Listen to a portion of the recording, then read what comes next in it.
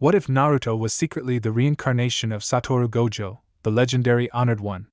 What if he was able to use his godlike powers such as Infinity, Domain Expansion, and Hollow Purple? Watch as Naruto becomes the god of the shinobi world. Chapter 1. Reborn into Chaos. You did well, I will always remember you, said Sukuna as Satoru Gojo lay bisected in front of him, showing respect and gratefulness to the man who gave him the challenge he so desired. ## in the afterlife ##. Long time no see, said Geto, Gojo's former best friend, as he walked to the confused form of Satoru Gojo with a smile on his face, happy to see his friend once again in the afterlife. Gojo looked startled for a moment, and then he observed the form of Geto, whose appearance was in the form of when they were teenagers. Man, this sucks, said Satoru Gojo as it dawned on him that he was defeated and his soul was beginning its journey to the afterlife if he was seeing Geto of all people. After further analysis, he realized all of his former comrades were present, and a begrudging smile crawled its way out. Gojo reminisced with souls of the ones he called dear. He thought of everything, his experiences, his battles, but what he thought of most were his students. He contemplated using all the reverse cursed energy at his disposal to attempt to revive himself to further assist his students. However, he chose not to, as Gojo was a man with no regrets, and he believed in entrusting the next generation to finish the job that they failed. Gojo gave one last smile to all his loved ones as their souls began their own journey to whatever lie ahead, and as Gojo remained the last one remaining, Gojo felt a tug pull him into a light, and as he got closer, he embraced its warmth, and then everything went dark. ## unknown location outside Konoha ##.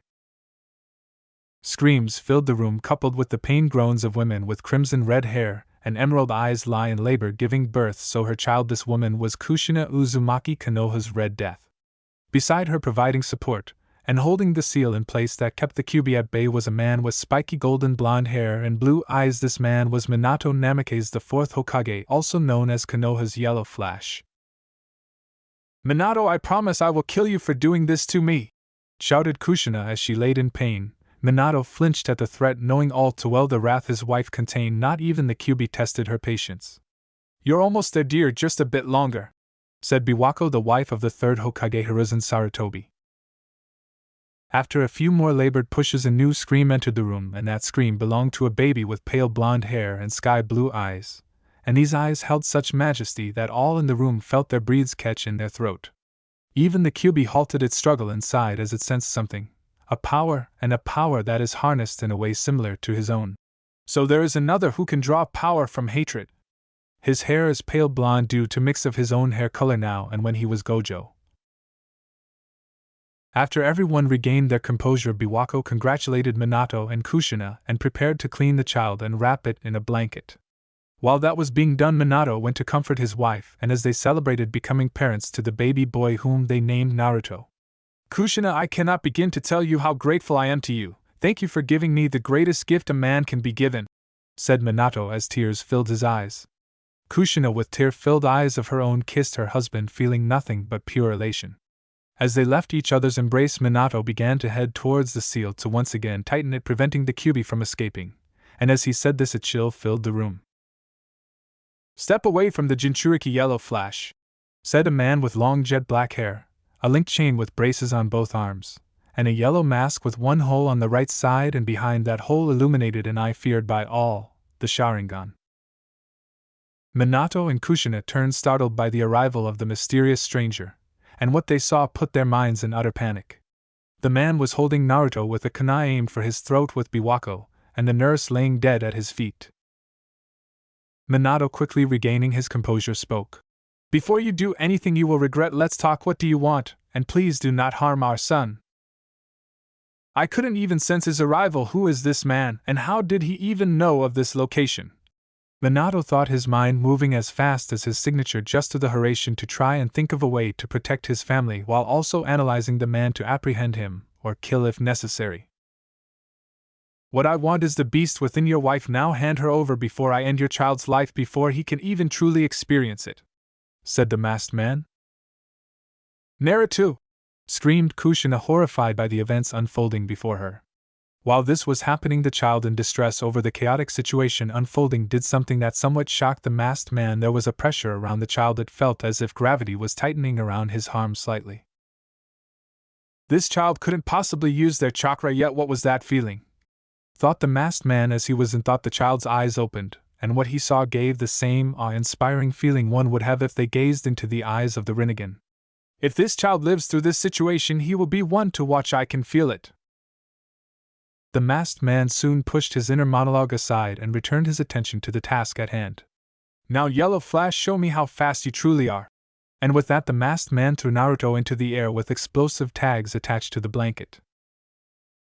Minato quickly flashed over to the child, removed the blanket, and Hira shined out with Naruto to their safe house in the outskirts of the village. Minato quickly set Naruto down in a crib and put on his war attire.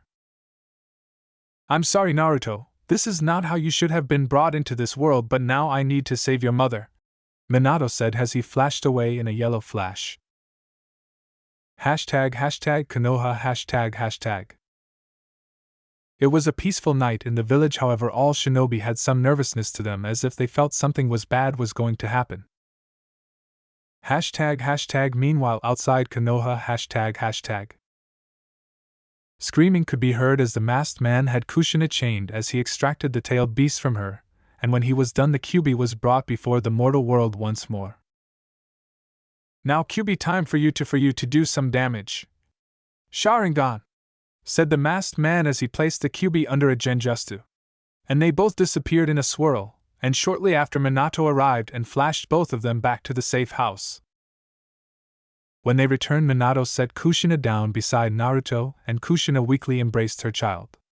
Minato looked sadly upon the depressing sight, as the loss of her bijou will soon kill her, as no Jinchuriki can survive them being extracted. I will return, please hold on, I have a village to save. As once more he left in a yellow flash. #Konoha #. Now, Kyuubi, burn this village to the ground, summoning Justu. And with that, the Kyuubi was summoned in the middle of the village, and all hell broke loose. Lord Third, the Kyuubi is free and causing mass casualties of civilian and shinobi alike, a distressed shinobi said to an old man equipping himself in war attire. Said man was Hiruzen Sarutobi. A man radiated wisdom and power, and was awarded the title the second god of Shino by comrades and foe alike for his mastery of all 5 elements. I am aware, gather all Chunin and above and inform them to rendezvous at the Kyuubi's location. We need to drive it out of the village before it kills more civilians, Hiruzen commanded. How did the Kyuubi break free? Minato, where are you? Thought the aged Hokage, concern evident for both his successor and both their wives. #Konoha Forest #.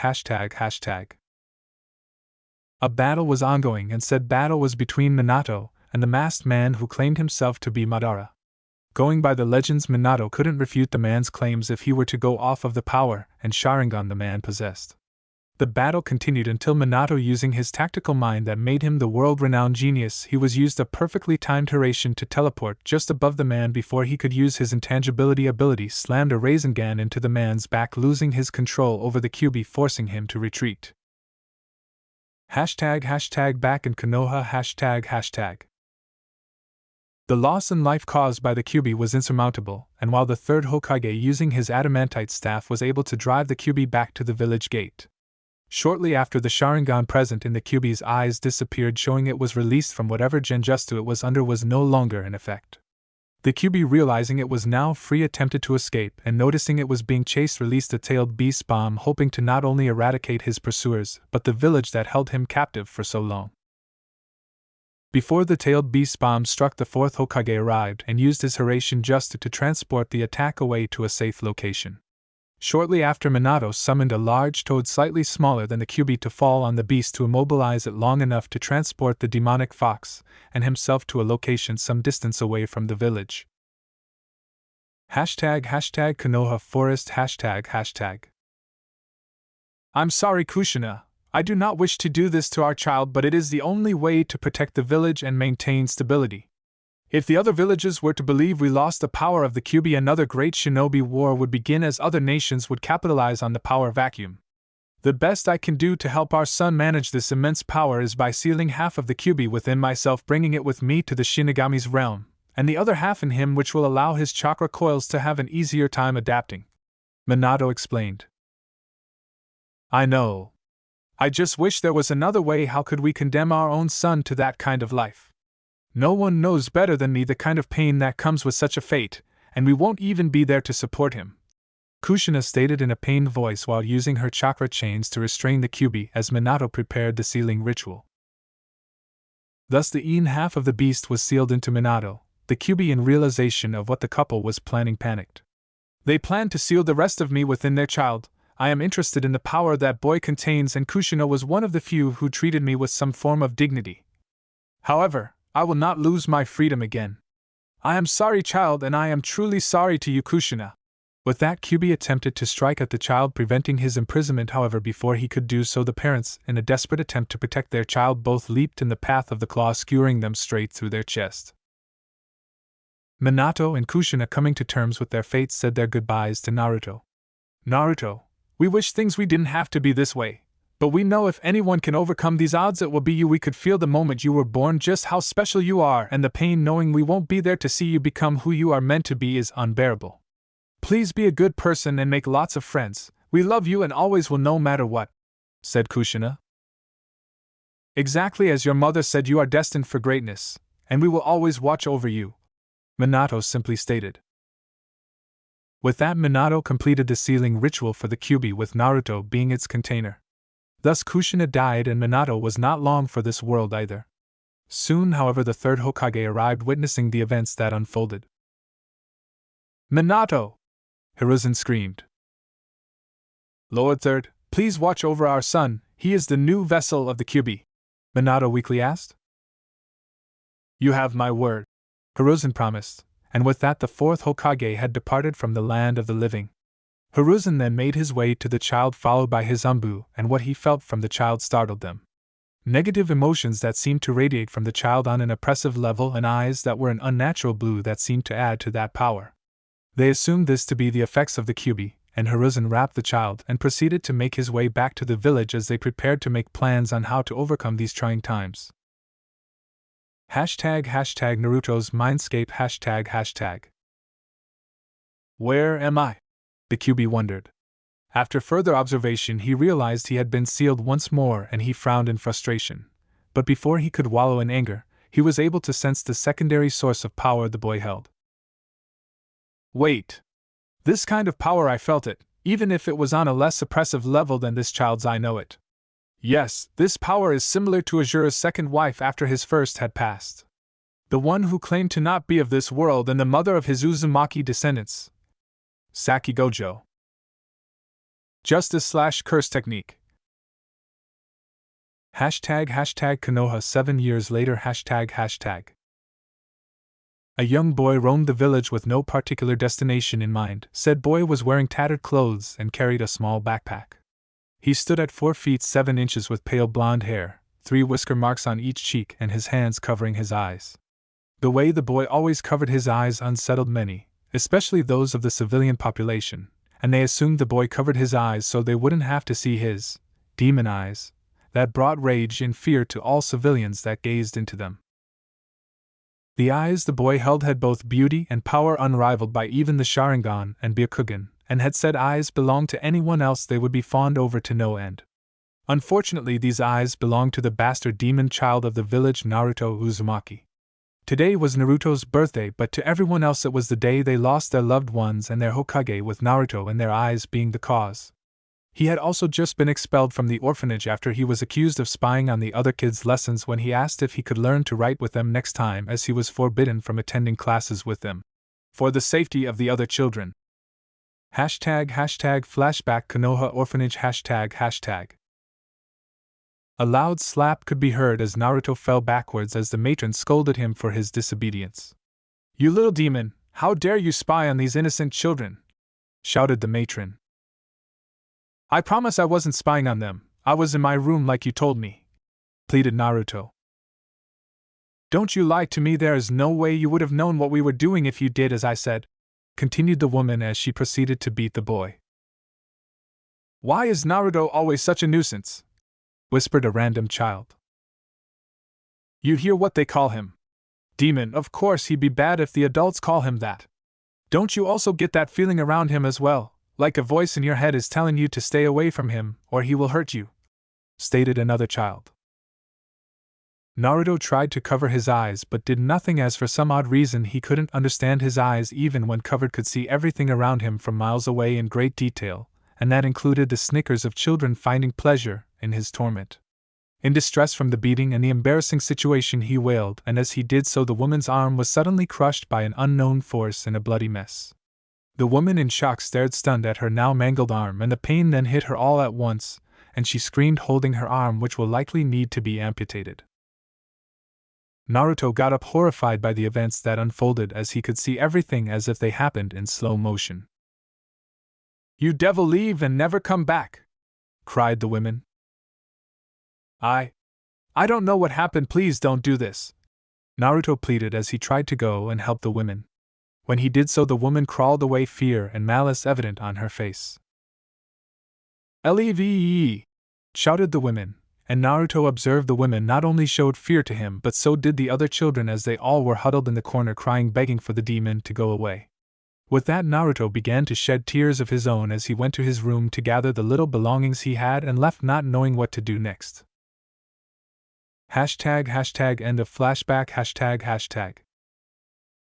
Naruto continued to wander through the village as he continued to cover his eyes, but they did nothing, as he could still see in clear detail the hateful glares the villagers gave him as they realized who he was as they passed him. "Is that the demon boy?" whispered a woman. "I think so. Who does he think he is, just walking around so free like that, especially today out of all days?" a man angrily stated. "We should do something about that. We let that thing live carefree for far too long," emphasized another man. With that, Naruto started to notice a mob was starting to follow behind him. He tried to walk faster as he was starting to get nervous, but as his pace increased so did theirs, and soon he was in a full sprint with the villagers tailing after him. They chased the boy all the way into an alley where they surrounded him, hoping to release all their pent-up anger on what they perceived to be the cause of all their problems.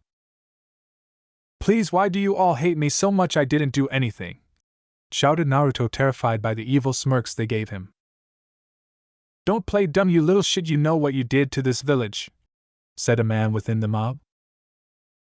"Yeah, news is also getting around what you did to that poor lady and how you tormented those kids," said another man. Murmurs filled the crowd as some were just hearing the news, and what they heard did nothing but made them feel as if their beliefs the boy was not a child but the demon fox they thought he was. With that, they proceeded to make their way to the boy whose back was leaned against the wall. #Hokage Tower. The third Hokage, Hiruzen Sarutobi, sat in his office tired. When Minato died, he only wanted to fill the role again temporarily until a successor was named. Unfortunately, no one was willing or qualified to fill the role. The aged Hokage looked to the portraits on the wall of the past Hokage, and specifically at that of the 4Ths. "Oh Minato, how I have failed you!" thought Hiruzen as he considered the conditions he was forced to have Naruto live in. #Flashback 7 years ago, Konoha Council Room. "We must kill it, Lord Third!" shouted a member of the civilian council. "The fourth sacrificed not only his life but the future of this child's life to protect this village. We shall not disrespect his wishes," Hiruzen firmly stated. "How do we know that it isn't the 4Th's wish to kill the beast while it is weakened, and if that thing's life will be so bad, why not put it out of its misery?" the council member said. After that statement, Hiruzen snapped and released all of his ki on the man, causing him to seize up and fall over, foam forming in his mouth.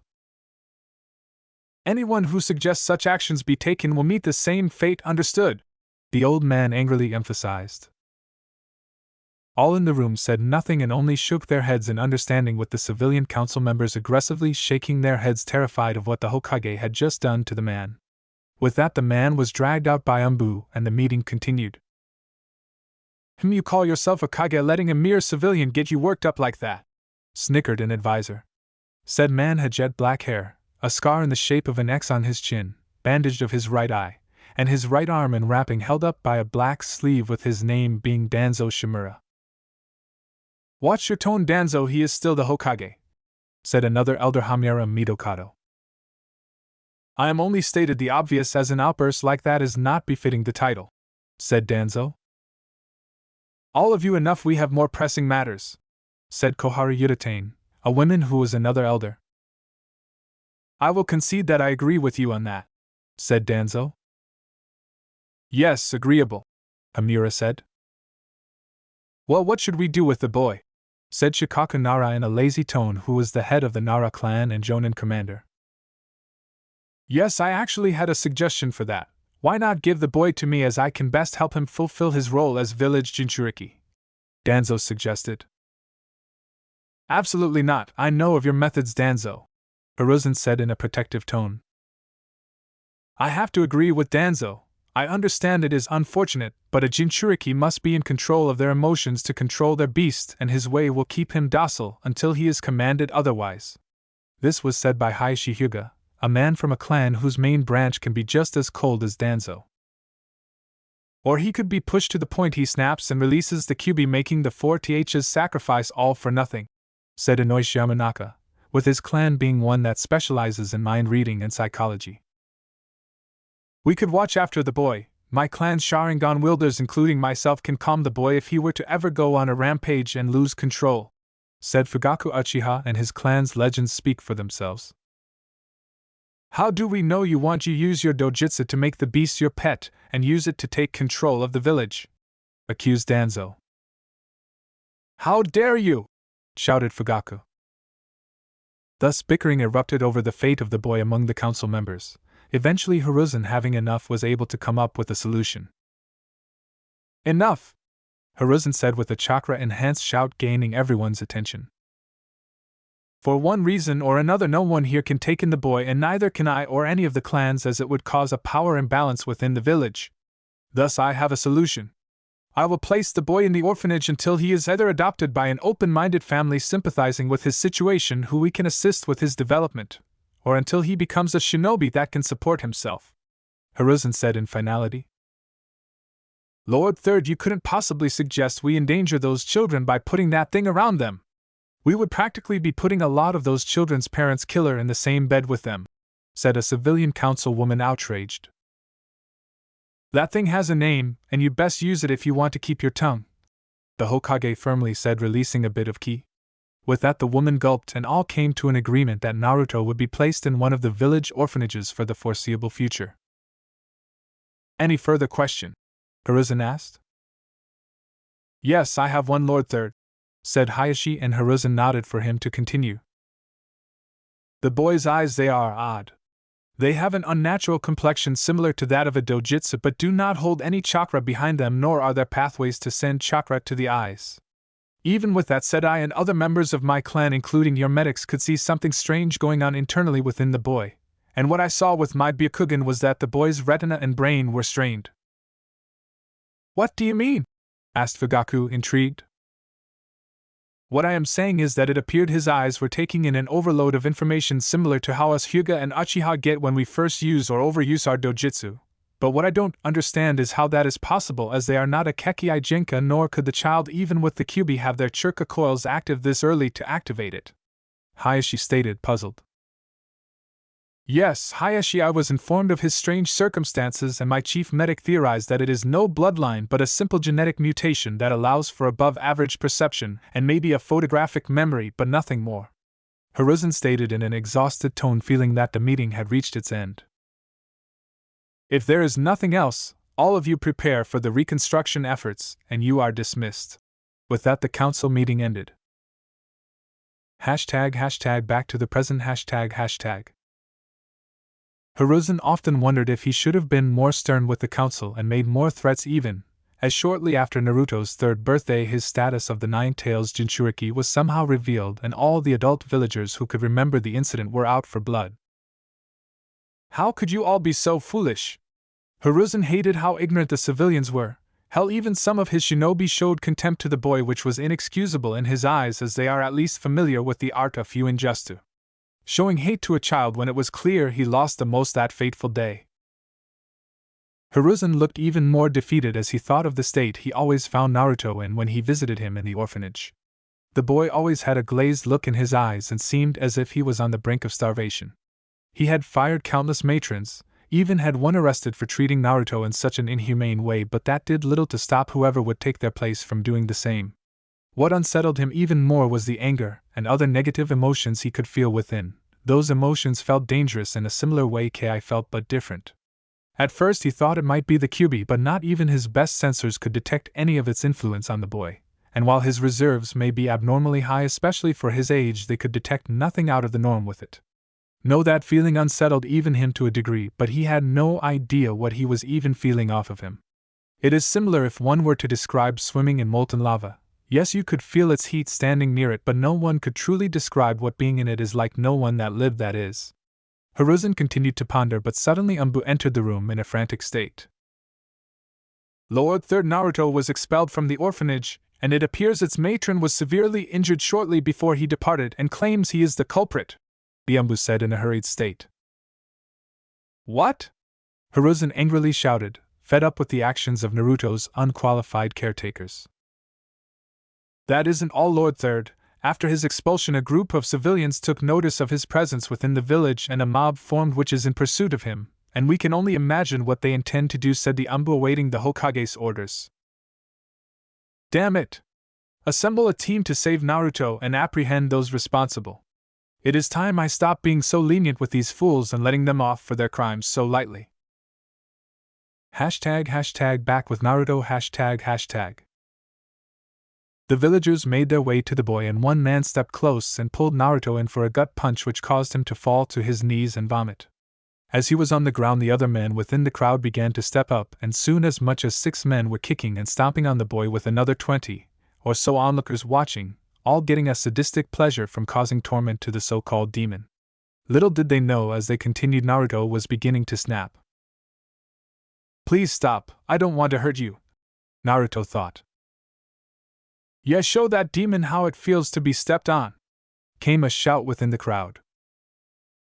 I didn't mean to hurt her, I was just scared, he said to himself mentally. Ha ha ha, that's right, you piece of shit, how do you like it? One of the men beating Naruto said. If you all just left me alone, I promised to be good. Why me, what did I do? Naruto wondered. Hey, you hand me that bottle, said a man as he was handed a bottle which he smashed, making rough, jagged edges. I want you to remember this demon. I'm gonna scar you just as you scarred us. I hate you! Screamed Naruto to the crowd, and as he did, a mind-breaking aura washed over them that they could not describe, and as that happened, the man with the sharp bottle suddenly had all his limbs crushed as his blood splattered all over. Hey, what the fuck, oh god! Howled the man in indescribable pain. His arms and legs were mangled so bad they looked as if they were bent, folded, and chewed upon like an old straw. Those in the area who had felt Naruto's rage had been frozen in horror by pressure that he had washed over them and the gruesome scene of the man being mutilated beyond repair. Naruto himself was not faring much better, his mind racing over what just happened. It happened again! Is this why they hate me? Why they call me a demon? Naruto wondered, horrified by what he just did to the man. Naruto knew what chakra was from the stories, and he could feel his own and even sense others somewhat. But what he had just done to that man and the matron at the orphanage had nothing to do with chakra. He always felt different, he could sense something else within him, another energy source. It was actually 2 other energy sources, which one was some malevolent chakra within him that did not appear to be his own, so he stayed clear of it, but it was still chakra. No, what he felt was scary, and scary like that malevolent chakra deep inside him, but the difference is he knew it belonged to him, and it was strangely easy to call upon. He always heard people talk about chakra, but never this other energy. Said energy was all around them just as chakra was, he could literally see it, and everyone had it to some degree, especially if they were mad, sad, or even scared. The difference was even the strongest of individuals such as the Hokage had so little of this energy it was laughable to Naruto, and if there was anything to compare it to, they were like droplets of water while he was an entire ocean. Naruto always felt wrong when he sensed this energy within himself, as it felt like he was using all his negative emotions to empower himself, but as he was constantly called a demon, he truly started to believe that this power may be the source due to its sinister nature. We knew it, he really is a demon! screamed a woman within the crowd, snapping Naruto out of his thoughts. Soon after, Umbu and the Hokage himself dropped down, surrounding the 30 or so participants of the mob. "Arrest them all!" commanded the Hokage. With that, the Umbu rounded up the confused and terrified mob participants, and as the Umbu did that, Hiruzen went to the boy, who looked lost beyond imagination. He made his way to the boy, but as he did so, he gazed at the mangled and dying body of the man in front of Naruto. "What was that ability, and how did Naruto do it? I felt no chakra usage from him when I arrived, neither could my sensors." The Hokage had come to realize that Naruto, Jinchuriki aside, was still no normal child. His interactions with him and this situation made him finally accept that there was something more to the boy, something powerful yet mysterious. "I'm sorry, my boy, I wish I got here sooner," the Hokage somberly said. "I didn't mean to, please don't die. I didn't mean to, please don't die," Naruto repeatedly said, not even paying attention to the old man. The Hokage sighed and grabbed the boy's hand and began to make his way back to Hokage Tower. "Take all them to Ibiki and Inoichi, and tell them to make sure not a word of what happened tonight gets out. I don't care how they do it," the Hokage commanded. With that, the Hokage and a hollow Naruto left the scene. Hashtag Hokage Tower hashtag. "Sit, Naruto, you can stay with me the rest of the night. Are you hungry?" the Hokage asked. "Am I really a demon?" Naruto said, ignoring the Hokage's previous statement. The Hokage, shocked and saddened by the question, responded with, "Of course not, Naruto, don't you ever believe those words." "Then why do they hate me? Why can I do and see things no one else can, and why is it so easy for me to hurt people? Who am I? Who are my parents? Were they some kind of devils who dropped me in the village?" Naruto shouted at the old man while crying. "Never say that again, boy. Your parents were great people who sacrificed everything for this village," the Hokage angrily said. "Then who are they? If you know, tell me. I have a right to know," Naruto demanded. Hiruzen sighed and took off his hat and smoked his pipe to calm his nerves and began to speak. "You're right, Naruto, you do have a right, but I cannot tell you." Naruto was preparing to argue again, but then the Hokage spoke again. "While I can't tell you who your father is, I will tell you of your mother against my best wishes." Naruto perked up as Hiruzen began to explain. "First, promise me not a word will leave this office." Naruto shook his head in agreement. "Well, Naruto, your mother is Kushina Uzumaki, and she was one of my most dependable shinobi, and she was from the Uzumaki clan, who were well renowned for their skill in Fuinjutsu." Hiruzen while pulling out a photo. "She's beautiful," said Naruto in awe that this woman was his mother. "Yes, she was, and she was the former Nine Tails Jinchuriki before you," said Hiruzen as Naruto's head shot up confused.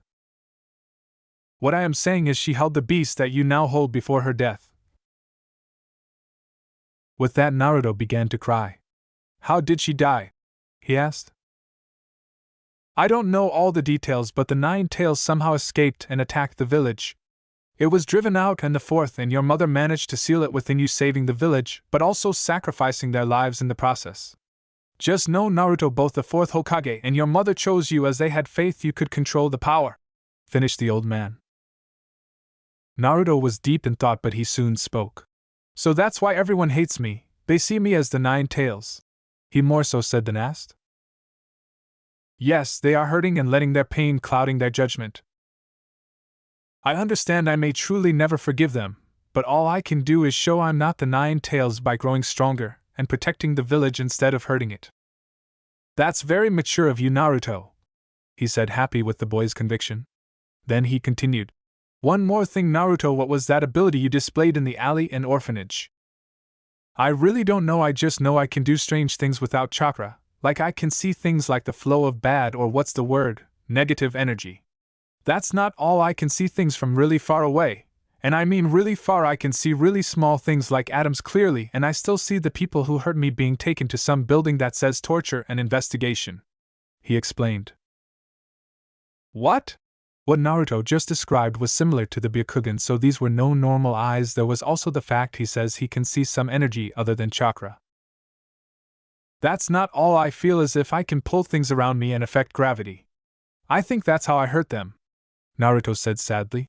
My eyes take in a lot of information and process it really fast, at which makes learning things kinda easy. One of the caretakers, for example, threw a book about science at me so I'd leave them alone, and I was able to finish it in an hour, and even I know the contents in the book not even the big kids would be able to understand. He finished. Well, Naruto, you indeed have some unique ability which we will learn about together, you have my word, Hiruzen promised. Thanks, old man. One more thing, you told me about my mother, who I hope to learn more about, including her clan. But why can't you tell me about my father? Your father had many enemies, and while I trust you, if it were to get out they would likely come after you in spite of him. I only told you of your mother because I thought it might have something to do with your strange abilities. Hiruzen noticed the somber look Naruto had again. Don't worry, my boy, once you are strong enough I will have your godfather tell you about your father. I have a godfather? Why hasn't he ever come to see me? He asked in confusion. He is the village's spy master, Naruto, and will likely still be gone for a couple more years. But once he arrives I will arrange for you two to meet. They continued to talk for a bit longer as things winded down. Hiruzen said, Well, Naruto, let's get you some rest, and tomorrow let's get you your own place. I know it's not something someone your age should have to do, but now you understand why you get treated the way you do. I know, old man. Soon I will show them I'm no demon and will become a shinobi that they all can't help but respect, he said with conviction, and with that they left the office. ## somewhere in the land of grass ##. The world had shifted 7 years ago, and no one could tell the wiser. The birth of Naruto had shifted the balance in this world, and it had to be restored. Therefore nature was correcting itself by increasing the cursed energy present in the world, and a swirl of cursed energy was forming out of the ground, and soon it took shape. This figure wore black pants, its skin white with markings all over, and branches for eyes. Who am I? Said the spirit. Typically curses do not remember their past lives and are typically completely new entities, but through a strange turn of event this spirit did, and all its memories came crashing back, and in anger it said 2 words. SATORU GOJO. ## Konoha 1 year later ##. It was the middle of winter in Konoha, and Naruto had just recently started attending the village's ninja academy. When news of this reached the village, many were outraged that the demon was even allowed a chance to become a shinobi. Many had heard whispers of Naruto being capable of using some strange ability capable of crushing whoever he desired. However, these were only rumors, as any time someone decided to spread them they would receive a nice visit from the torture and investigation department. But this was enough to keep villagers away from Naruto in fear either he or the Umbu would come after them if they tried anything. Naruto was becoming more ostracized from the village as those rumors made others not even give him the glares he was so familiar with, as they treated him as if he was invisible anytime he was near. Parents with children currently in the academy made sure to tell their children to stay away from the evil child. Make sure you stay clear of that boy, dear, he is nothing but trouble, said a woman to her child. Yes, Mom, I'll stay away, the child reiterated in understanding. This was said by almost all parents sending their children to the academy, excluding those from shinobi clans. Children are very observant, and as they all noticed how their parents showed disdain to the boy, they soon followed their parents' lead and either bullied or ignored the boy. Look, it's Gog Eyes, teased the student, noticing Naruto entering the room. Naruto had recently started wearing green goggles that looked to have completely blacked out lenses. This was done to lessen the strain on his eyes and brain due to the goggles lowering his field of vision to just a few kilometers. ## flashback 9 months ago ##. This is where you will stay, Naruto, said Hiruzen as they walked into a furnished 1-bedroom apartment. Naruto looked around and noticed a small kitchen with all necessary appliances connected to a living room with a dining table, couch, and a small TV that led to the bedroom with a connected bathroom. I know it isn't much, but it's the best I could get for you without compromising your safety, as you are a short walk away from both the academy and my office, Hiruzen explained. It's a perfect, old man, and now I at least don't have to worry about freezing anymore and my bedroom being a storage closet, he exclaimed excitedly. I'm sorry you had to go through all that, Naruto, but that is now all in the past, and I will provide you a monthly allowance to get yourself groceries and a little spending money if necessary, he informed. I also wanted to give you these, maybe they will help with your eye strain, he said as he handed the boy a pair of goggles that were tinted so black that no regular person could see out of them. Thanks again, Gigi, Naruto said in appreciation.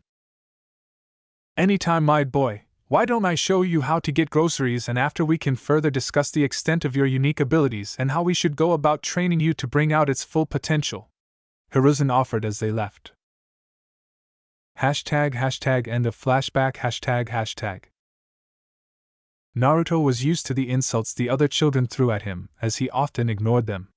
Little did, however, they and the rest of Konoha know that Naruto was stockpiling all they did to him, as they were awakening a beast within Naruto, and said beast would bring chaos to Konoha with the most diabolical of pranks, as Naruto was still a child that desired attention and needed to blow off steam somehow.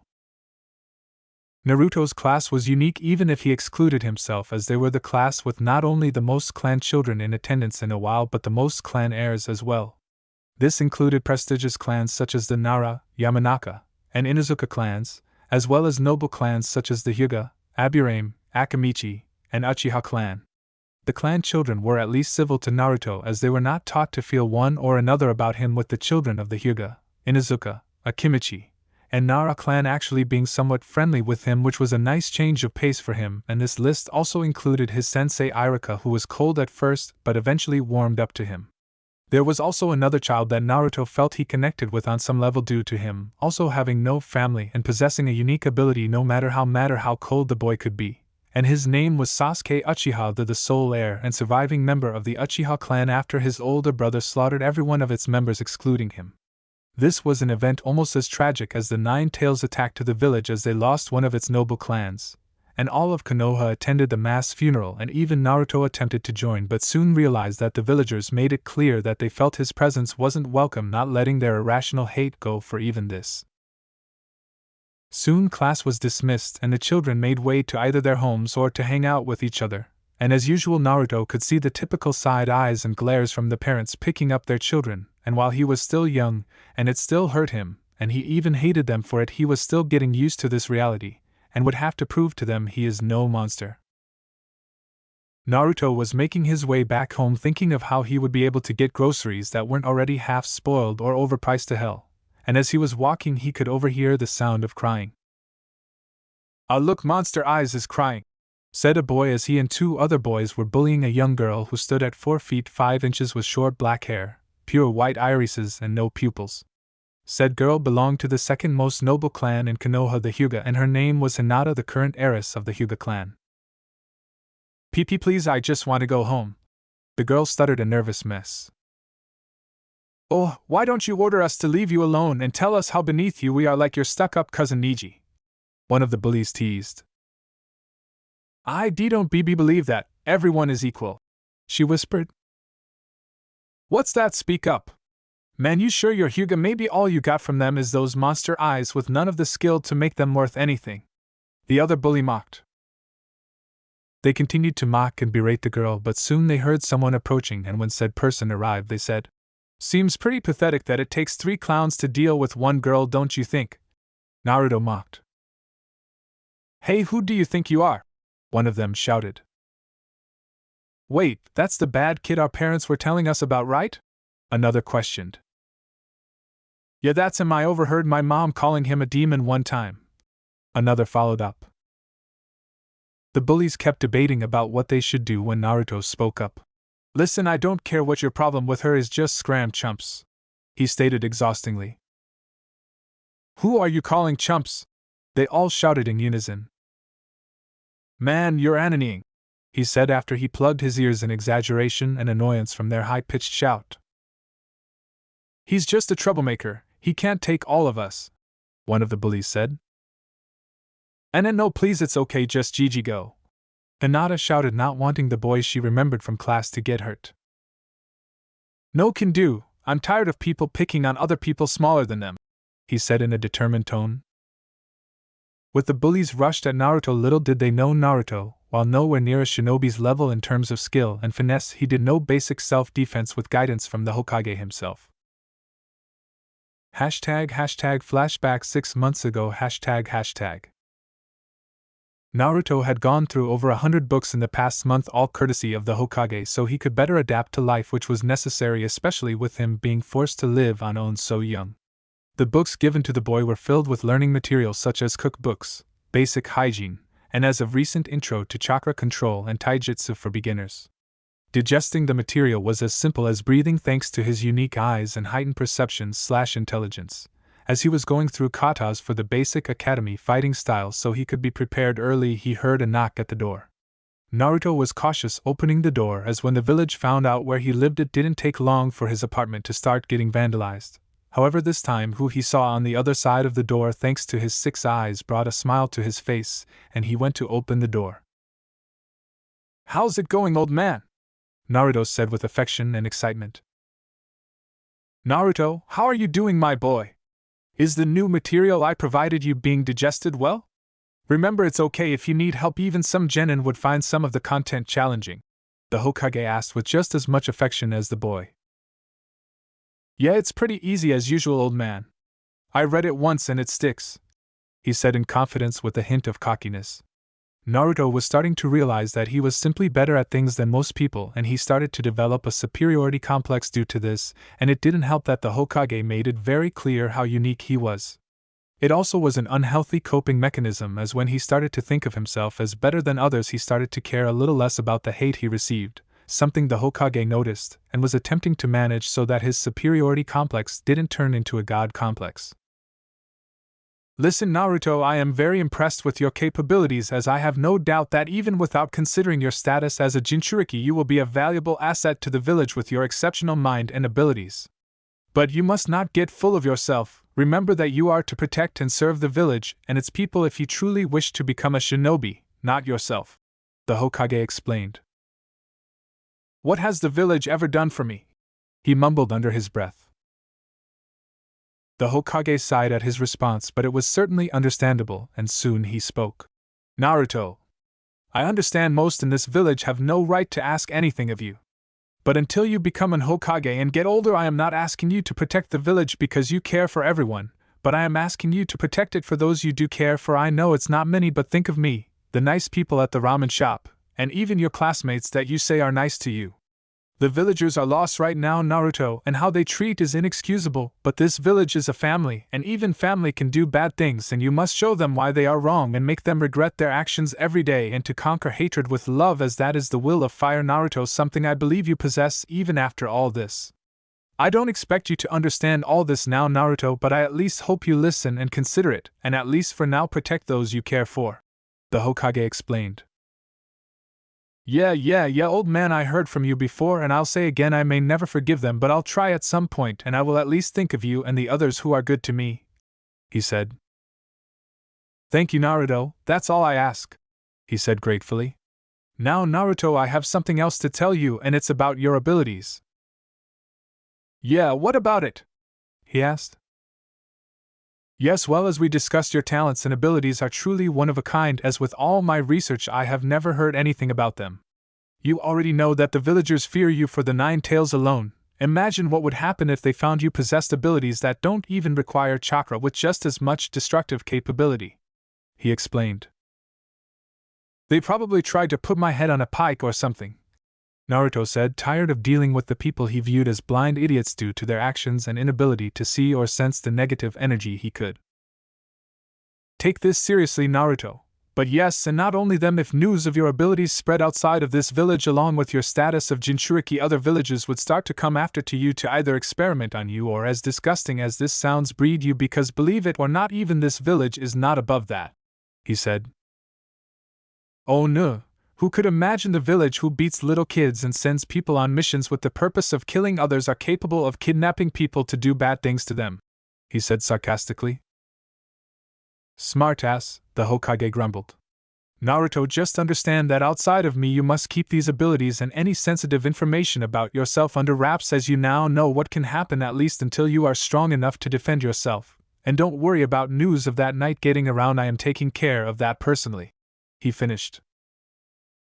"I understand, old man," he said in understanding. "Good, now 2 things. First, I wanted to follow up on how maybe your mother's clan might have more information about your abilities, as the Uzumaki have always been shrouded in mystery. as I can't guarantee anything, but it's a start. I would also recommend you get into Fuinjutsu, as your mind is definitely suited for it here. I also have this for you," he said, handing the boy a book for Fuinjutsu. "Thanks, old man, I definitely will do both of those things," he said in appreciation. "Of course, my boy, now I want to hear more of how you managed to manipulate, what do you call it? Cursed energy into an attack," Hiruzen asked. "Yeah, old man, let's go to the roof and I'll show you, but once again it's pretty easy and I kinda discover things as I mess around with the energy, and I pretty much circulate the energy to where I need to make myself stronger or even affect gravity in a way. And if I really want to do damage, as I punched an entire tree out the ground the other day, I focus the energy to my fist for a critical strike," Naruto explained with the enthusiasm of any young boy his age. "Interesting indeed, I would indeed like you to show me," the Hokage said, scratching his chin as they made their way to the rough tops. #end of flashback #. The bullies charged at Naruto, but he easily evaded them, with him dodging blows that should be in his blind spot almost as if he had eyes in the back of his head. He chuckled internally as he noticed how sloppy they were, and how they tried desperately to land a single blow. "Come on, hit him!" one of the bullies shouted in frustration as he was once again evaded. Naruto laughed aloud at their frustration and said, "Wow, no wonder you felt it would take 3 of you, you guys are pathetic, and you say you want to be shinobi." With that, Naruto was done messing around and decided to give 3 quick jabs to the bullies, which was all it took for them to run off crying to their mommies. "Are you okay, Hinata?" Naruto asked Hinata. Why yes, thank you," she said, blushing out of nervousness and admiration for her now savior, who held a confidence in him she could only dream of. "Don't sweat it, like I said, seeing clowns like that tend to be idiots and cowards. I've noticed anyways, they just like to feel tougher than they actually are," he said smoothly. "Well, it's getting late, I can walk you home if that's alright with you," he said. "I would like that, thank you, Naruto." And with that they made their way to the Hyuga compound, with Hinata looking as red as a beet in nervousness. She had always respected Naruto, as she came from a clan and did not hold the same prejudice against the boy most others had. But she still saw how others treated him, and she respected his determination to keep a smile on his face and his never-give-up attitude. Naruto was also someone she noticed to not look down on her, as her clan was severely harsh to her for her shy nature. Others still did look at her as pitiful for it, especially with her being a Hyuga. All except Naruto. They walked in basically silence, Naruto never really having real conversation with people his age, and especially a girl. And Hinata was faring even worse than him, not only being shy but also due to the fact she felt as if heart was going to beat out of her chest being around the boy. They were about halfway to the Hyuga compound when a shout could be heard. "Lady Hinatea!" said a Hyuga man named Ko, who had appeared to be looking for the child. "Lady Hinata, where have you been? I have been looking all over for you." Before she could respond, he noticed Naruto and frowned. "And what have you done to Lady Hinata while I know you aren't?" "Never mind, she still should not be seen with the likes as you. She is the heiress to the esteemed Hyuga clan and has an image to uphold." Naruto, believe it or not, was actually somewhat grateful for that interaction. He still found it annoying, but at least the man did not hate him, it seemed. Before he could say anything, Hinata spoke up. No wait, and Naruto, didn't he do anything? He actually helped me with bullies and was bringing me home. Hinata emphasized in Naruto's defense. "What she said, dude, I was just walking her home," he said with his arms up in defense of himself. Well, I thank you for that, but I ask you to stay away from her, as my point still stands," he said in a commanding tone. "Now listen here, douchebag, I don't know who you—" "Get down," screamed Naruto as the man was slammed against the wall by some unknown force. Both Hinata and Naruto turned and saw a figure standing before them, and the form of the figure made their blood run cold, as what stood before them was a floating, mutilated figure with all 4 of its limbs appearing crushed beyond repair, and its face not changing expressions from that of a man in constant agony. And when it saw Naruto, it howled in anger with a distorted voice and said, "You did this. #flashback 1 week ago #. The alley where Naruto was assaulted 1 year ago had become the subject of conspiracy even to those who were not aware of the events that happened that night, as the alley gave an unsettling feeling to all who went near it. Little did they know something malevolent was being born in said alley, as when Naruto had crushed the man and unleashed a bit of his unrestrained cursed energy, that energy lingered, and on top of that, Naruto, even if he hated the man, he still did not want him to die, and those two factors together led to the creation of a revenant. And now the vengeful spirit of the man in that alley arose, seeking to unleash its wrath upon the one who caused his death. ## back to present ##. Naruto was puzzled by what the abomination meant, but as he studied it, and sensing/seeing the cursed energy coming off of it, he realized this was the man he killed, or at least some sick and twisted version of the man. "I'm sorry, I didn't mean to, you have to believe me," Naruto begged in true remorse. The vengeful spirit repeated what it said. "You did this." Seemingly lacking any of its intelligence it had while alive and going off its rage-filled instincts, sent spectral arms at the boy, and Naruto, sensing the attack, used his cursed energy to increase his physical abilities in fear and moved the fastest he ever had, to the point he was almost a blur. "And then Naruto, WWHAT is that?" she screamed in horror. "I don't know really," he said, just as scared as her. Ko, stirring from the blow, got up and said, "What did you just do, brat?" Both Naruto and Hinata turned, shocked by what the man just said. "Me? Do you not see this freak of nature in front of us?" he said in confusion, with Hinata nodding in just as much confusion. "Don't play me for a fool, child, and how dare you have Lady Hinata go along with your scheme?" he said in anger. "I'm not doing crap, I dash." And before Naruto could finish his sentence, another spectral arm hit him square in the face with so much force it knocked out some teeth, and his goggles went flying off. This shocked Ko and terrified Hinata, and the man in confusion activated his Byakugan to see what happened, and what he saw shook him. While the man could not see cursed energy as Naruto, and see the spirit as somehow both Naruto and Hinata, he could see the irregularities in the area that took the shape of something inhuman. As he realized something dangerous was among them, he quickly rushed over in front of the children and said, "Take Lady Hinata and run, I don't know what's going or what I'm even seeing. But I will hold it off for you two to get away and to the compound," he ordered. "And no, Ko, we are not leaving you with that TT thing," she said, begging him to run with them. "It is my duty to protect you, my lady, and I dash." And before he could finish, the spirit summoned a flurry of spectral arms that man had no chance of avoiding. In horror with how easily the man was put out of commission and knocked out, Naruto picked up Hinata and ran as fast as he could. Soon they made it to a forest in one of the training grounds. The spirit absolutely horrified Naruto, as the amount of energy he was getting from the spirit was nothing compared to his, but it was still unsettling to see and feel something with that much cursed energy aside from himself. Soon he spoke. "I think we lost it. Keiko, we have to go back for him," she demanded. Okay, we will, but I know that thing was chasing us and I don't think it will stop. Baisai, it's here." He stopped mid-sentence, noticing the creature had caught up to them.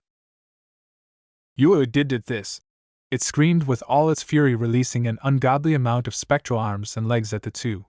Hinata fell over frozen in shock, believing this would be her final moments, and Naruto was staring just as frozen, trapped in an inner dialogue. "This can't be happening, it can't be. I just started looking forward to the future, I was going to learn so much, do so much, it can't all end here," he said in disbelief as the attack got closer. "No, I also got Hinata and that Ko guy caught up in this," he said to himself in frustration. No, stop," Naruto shouted, and suddenly before the attack reached them, the attack seemingly halted in place, with all three being shocked by what had just happened. The vengeful spirit, quickly recovering from the shock, prepared another wave of attack, and as before, it halted before it could reach the two. What's going on, and Naruto?" Hinata said in confusion. At first he did not immediately answer, but he quickly realized he was the one doing this, as he noticed everything near the immediate area of where he and Hinata reside was halted in place, which included the leaves in the tree and even the bugs below them that tried to enter past the invisible wall. Soon a grin crawled away onto his face and he spoke. "Let me tell you, Hinata, I think I just broke the code," he said in a cool and cocky tone.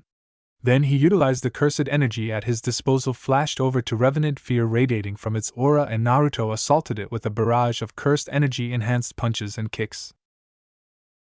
Why you didds you did thss?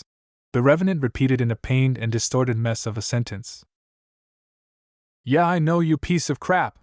But for what it's worth, I am sorry. Let yourself be a lesson to all who decide to mess with me, Naruto said, and while he was about to throw the final blow, his 6 eyes gave him a revelation, and he then shouted, Black Flash!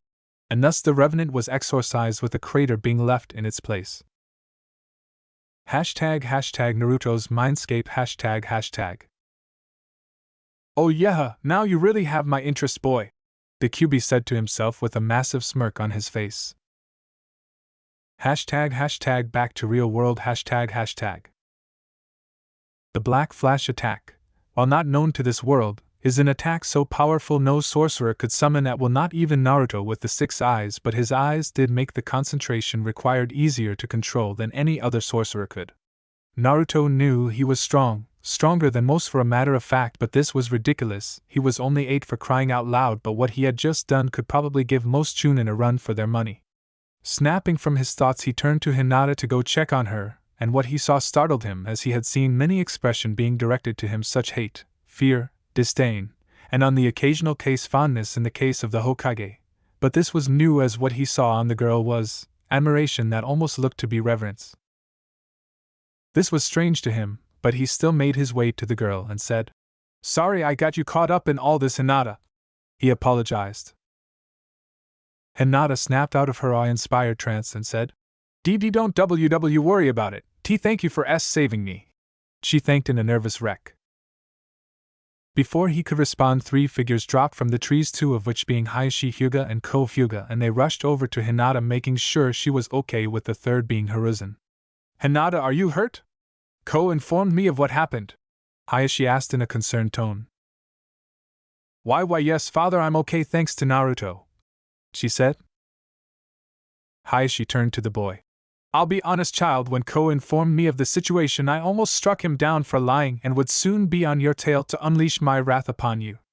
However, the Hokage, who had been for some reason watching you as the events unfolded, rushed over and informed me that something was wrong, and when we were close enough I could see for myself with my Byakugan that some presence was attacking you and my daughter that not even my Dojutsu could perceive fully.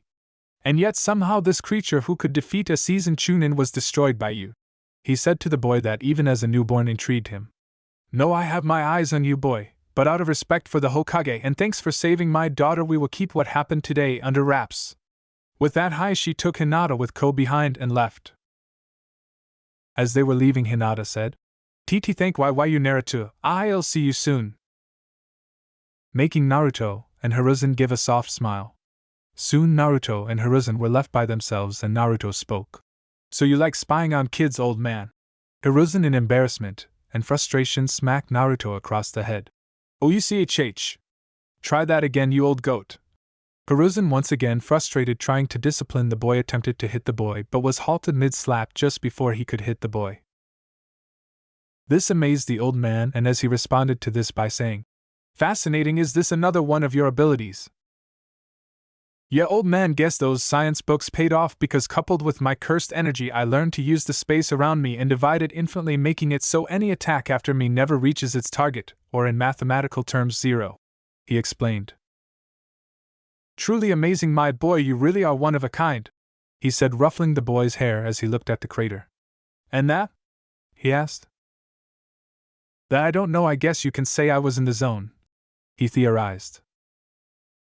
Well, my boy, it's pretty late. I'll take you to get ramen, and we can discuss more about your abilities and also get you better used to chakra as well. I don't want you to only rely on that cursed energy of yours, and remember, I emphasize this to Hayashi and Ko, but keep what happened to yourself and maybe young Hinata, as she is now caught up in all this, he explained. Yeah, old man, I know. Now you said ramen, he asked excitedly. What am I going to do with you? The old man sighed with a chuckle. Chapter 4 Meeting. Hashtag Konoha 2 years later hashtag. 2 years had passed since Naruto's encounter with the vengeful spirit, and as he promised the Hokage, he had been working more on understanding chakra and chakra control, and much to his frustration, molding/controlling it was a pain compared to cursed energy, with him only making progress in taijutsu and fuinjutsu as he was intermediate level in the art. What was also infuriating to him was the fact that this was affecting his performance in class, as others believed him to be dead last loser, as he could not display his cursed energy to shut them up. News of this made rounds within the village, and almost everyone was happy with the fact the demon was weak. "Come on, Naruto, this is a simple clone just you don't have much longer to get this down before you prepare for your final year in graduation," said Irika in front of the class as Naruto once again failed to make a simple clone.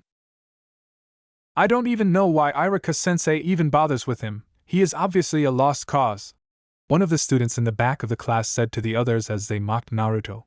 Little did they know a shy little princess was staring daggers at them for making rude comments about her friend.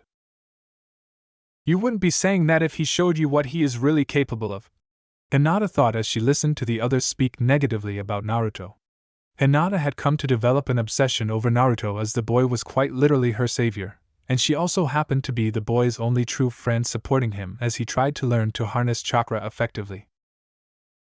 #flashback 1.5 years ago #. Hinata had caught herself stalking the boy who saved her from that strange monster, but this only lasted so long as the boy had a field of vision similar to that of the Byakugan, and he had also gotten familiar with the girl's cursed energy signature, as he soon realized her energy output was higher than the average person's. Not as much as the vengeful spirits, as if he still had his memories as Gojo, he would rank that spirit somewhere between semi-first grade and second grade in strength. Naruto, finally annoyed with the girl following him, used cursed energy to flash behind her and said, "Why do you keep following me?" Hinata jumped at the suddenness of Naruto being behind her. "I didn't mean to, I just really wanted to thank you again for saving me, and I noticed you often are by yourself and that you should have someone to talk to." Hinata rambled, trying to explain herself as to why she was following him, all of it nonsense however. "Okay, you stop, I get it, you're grateful. If you want to talk to me you just have to approach me, you know," he said in a deadpan tone. "Now really, why are you following me, as most people who do that to me typically don't have the best intentions?" "I'm sorry really, but I do really want to thank you for what you did and ask if you need anything," she said nervously. "And what could you even give me?" he asked.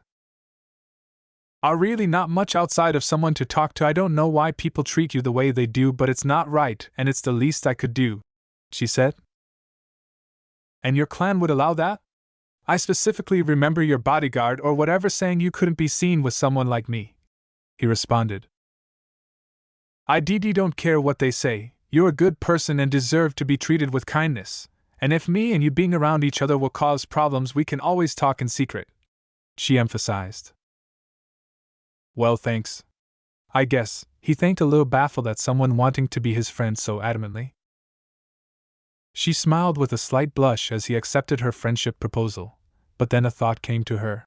"I noticed you were having issue with chakra control. Us Hyuga are trained to have perfect chakra control to properly use our taijutsu and to go along with our Byakugan. Maybe I can help you with learning how to properly mold chakra." I guess me and her clan really do have a lot in common. Maybe if I translate their techniques to mine with cursed energy, I can find new applications in utilizing cursed energy," he mentally noted, but soon. "And in Naruto," saying his name aloud in confusion as to why he spaced out. "Oh yeah, sorry Hinata, I was just thinking, but yeah, that would actually help a lot, Hinata. I'm a natural at using my other power which you saw, but for some reason chakra just doesn't want to work with me. It's like something inside me keeps fighting me for control over it," he explained to her, genuinely grateful to the offer. "Don't worry Naruto, we will learn what's going on together, and how to overcome this," she said warmly. With that, Naruto gave a reluctant smile and said, "Thanks Hinata." #back to present #. "Damn it," Naruto said, punching on a tree, shattering it with cursed energy in frustration at the training ground he and Hinata often visited to train together. "Why is my chakra so hard to control? I'm supposed to be the best, I'm supposed to prove them all wrong, that I'm no monster, and that I can do anything," he shouted. "You made me promise to work on my confidence and ability to stand up for myself, so you keep your promise by keeping that ego in check," came a voice which belonged to that of Naruto's truly only friend Hinata. After he listened, he calmed himself and said, "Sorry Hinata, it's just frustrating, you know that. Cursed energy control is a piece of cake, and even discovering new ways to wield it goes as far as my imagination allows. But chakra, it's just hard, and nothing is hard for me, so it's not easy to come to terms with. I know, Naruto, and I'll be honest, I think something else is going on, as after all we done, you making no progress whatsoever doesn't make sense. Because outside the fact you have massive chakra reserves which make doing small-scale jutsu almost impossible, you should be able to still perform at least a multi-clone jutsu, she said, just as confused as Naruto. I think maybe you should go to Hokage as well for advice. Maybe he knows more about why you could be having these problems. Maybe you're right, thanks again for the help, Hinata, he said. Always, Naruto, I'm here whenever you need, she said. Anyways, how has your interactions with your clan and others been? He asked. Better, they started to notice that I can now speak to them without stuttering like I used to, but I don't know, I still find myself not being able to go full force in sparring and speaking with full confidence, she explained. Don't worry about it, you're getting better.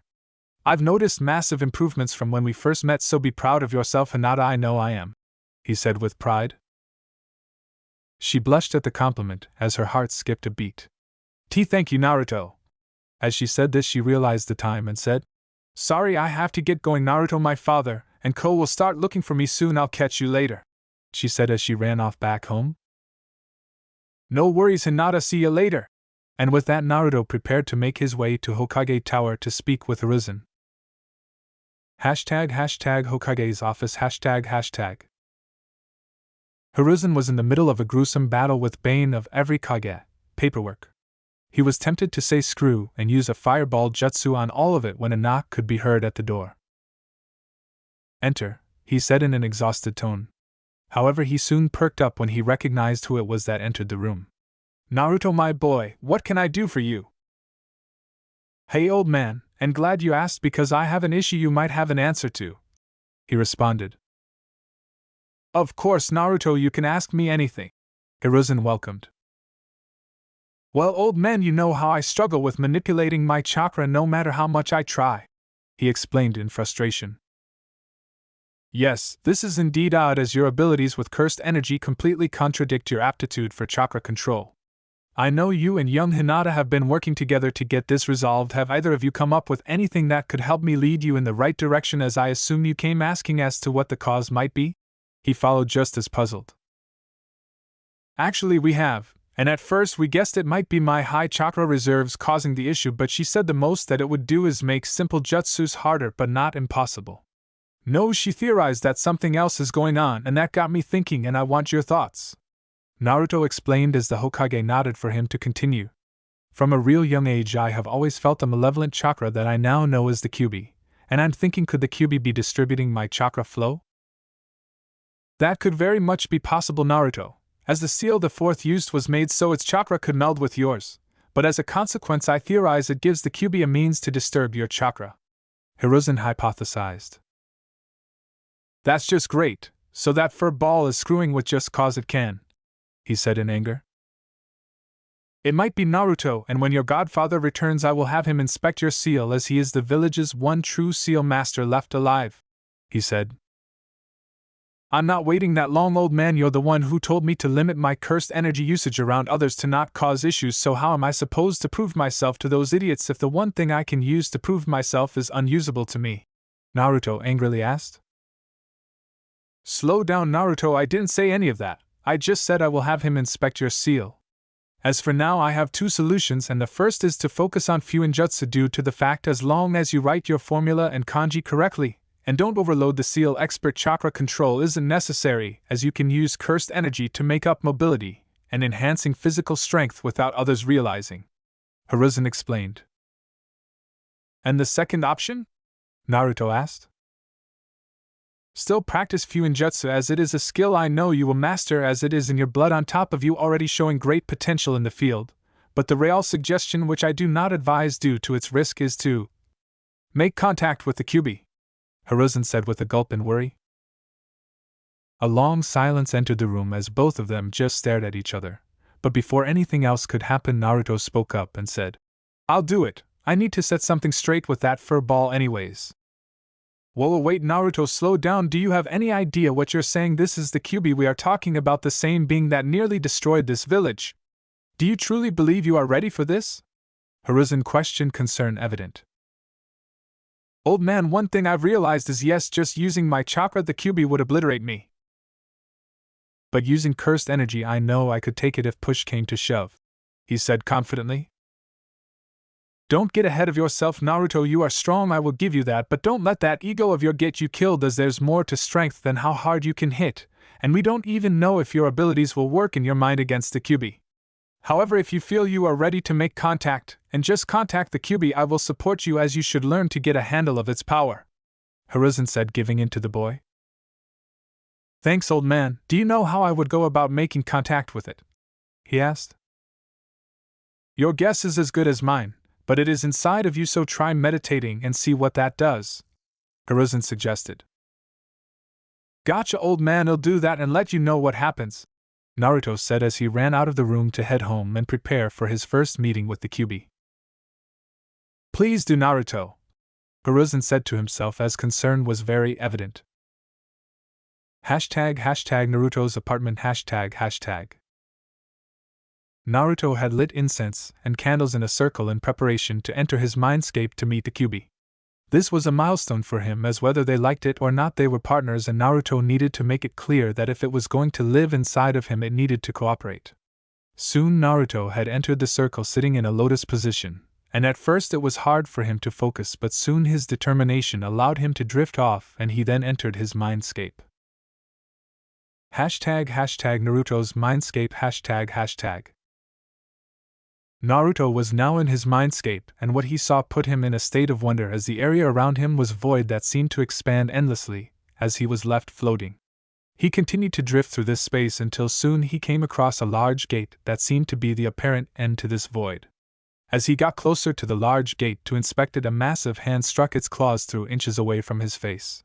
However, Naruto stood there impassive and unflinching. Sir, my jailer has finally come to visit, the Kyuubi said with a malevolent grin on its face. Yes. I have now. Let's cut the crap of you trying to intimidate me and get to business, because if you could do anything you would have already, and even if you could I won't make it easy for you, Naruto said as the Kyuubi just stared at him, waiting for him to argue. Disrupting my chakra? If you want me to leave you alone, that is fine, as I have no need for your chakra, as it would help, but as I'm sure you know, I have another power which is completely my own, which will get me by just fine, Naruto asked seriously. Ha ha ha, in all my time I have only met one as arrogant and bold as you, and even then this other person was a shinobi who had carved his name into history as a legend, and someone I will forever hate. Not some brat whose balls haven't even dropped yet, the Kyuubi said in amusement.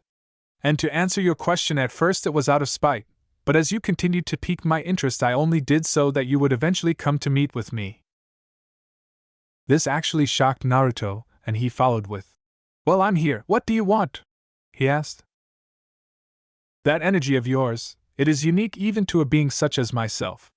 It is different, yet its nature feels similar to my own, as it is hatred or negative emotions that power you. In a way you can say I feel an odd kinship to you, the Kyuubi explained. Naruto chuckled at this. Oh wow, the great and mighty Kyuubi feels a connection to little old me. I'm touched, he said sarcastically. Don't push me, boy, the Kyuubi growled. Okay, my bad, dude, if that's it I'll leave you be. You stay out of my way, I'll stay out of yours, he said with finality. Now I didn't say that, boy, like I said, you intrigued me too much for that. And do you know how long it took for my mind to manage all that information you're constantly bringing in here with those eyes of yours, so you owe me. Now how about this, loosen the seal, not releasing it but just loosening it enough to where I share your senses and we can communicate openly, and as compensation I will stop hindering you. And don't worry, you can shut me out if you want privacy, the Kyuubi negotiated. Naruto thought about the proposition and then he said, As long as you cooperate I don't see the issue, but if I feel you are trying to get over on me I'll show you what I'm capable of with cursed energy.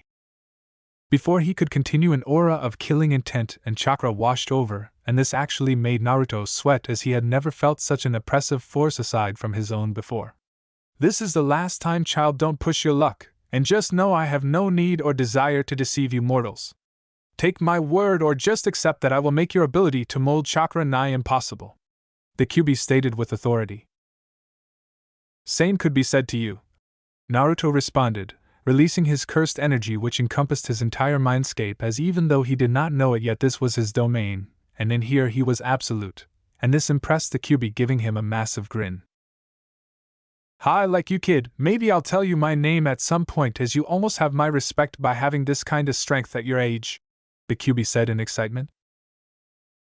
Thanks, Furball, you're not too bad yourself, so if you're so reasonable you better have a good explanation for terrorizing the village and being the reason my life was hell, he emphasized. I will tell you if you gain more of my respect, the Kyuubi responded. Fair enough, I guess. Well, Kyuubi, let's not kill each other and work together the best we can, Naruto finished as he and the Kyuubi grinned at one another, cementing their new partnership. #land of grass ##. Cursed spirit Hanami was currently wandering the lands in hopes to better understand it. It soon realized the world it was in prior to its death by the hands of SATORU Gojo was not the same world it was in now. It had also realized it felt different, as it still cared for this new planet as it did its old one, and was a being of nature and natural disaster. However, it felt as if something new was added to it. A power derived from a fear humans of this world had, but it could not be identified by the curse. The spirit had just recently finished killing and consuming the inhabitants of a remote village, as it noticed the humans of this world did not harm nature the same as the humans from the old world. Hanami believed that it was only a matter of time until the humans in this world would harm this planet just as they had the old one. Hanami continued to make its way through these lands, but soon it encountered what it learned to be a shinobi, and this shinobi said, "What do we have here, man? You're one ugly son of a bitch. Whatever, I'm sure some bounty office or mad scientist would pay good money to dig into you, especially after all the damage you have caused recently." This was said by a very tall man with tan skin, long dark brown hair, and green eyes with red sclera. This man was the only S-rank ninja Takigakyo was able to produce, Kakuzu the Immortal. "So you can see me, human?" Hanami said, surprised, as no human till now had been able to see the spirit. "Why would I not? And I'm more surprised that an abomination like you can even speak," he said impassively. "Doesn't matter. All you humans are the same, and thus all of you should be eradicated." With that, a battle erupted between the two, which devastated the surrounding battlefield. Every time Hanami inflicted what should have been a fatal blow, the man would get back up as if nothing happened.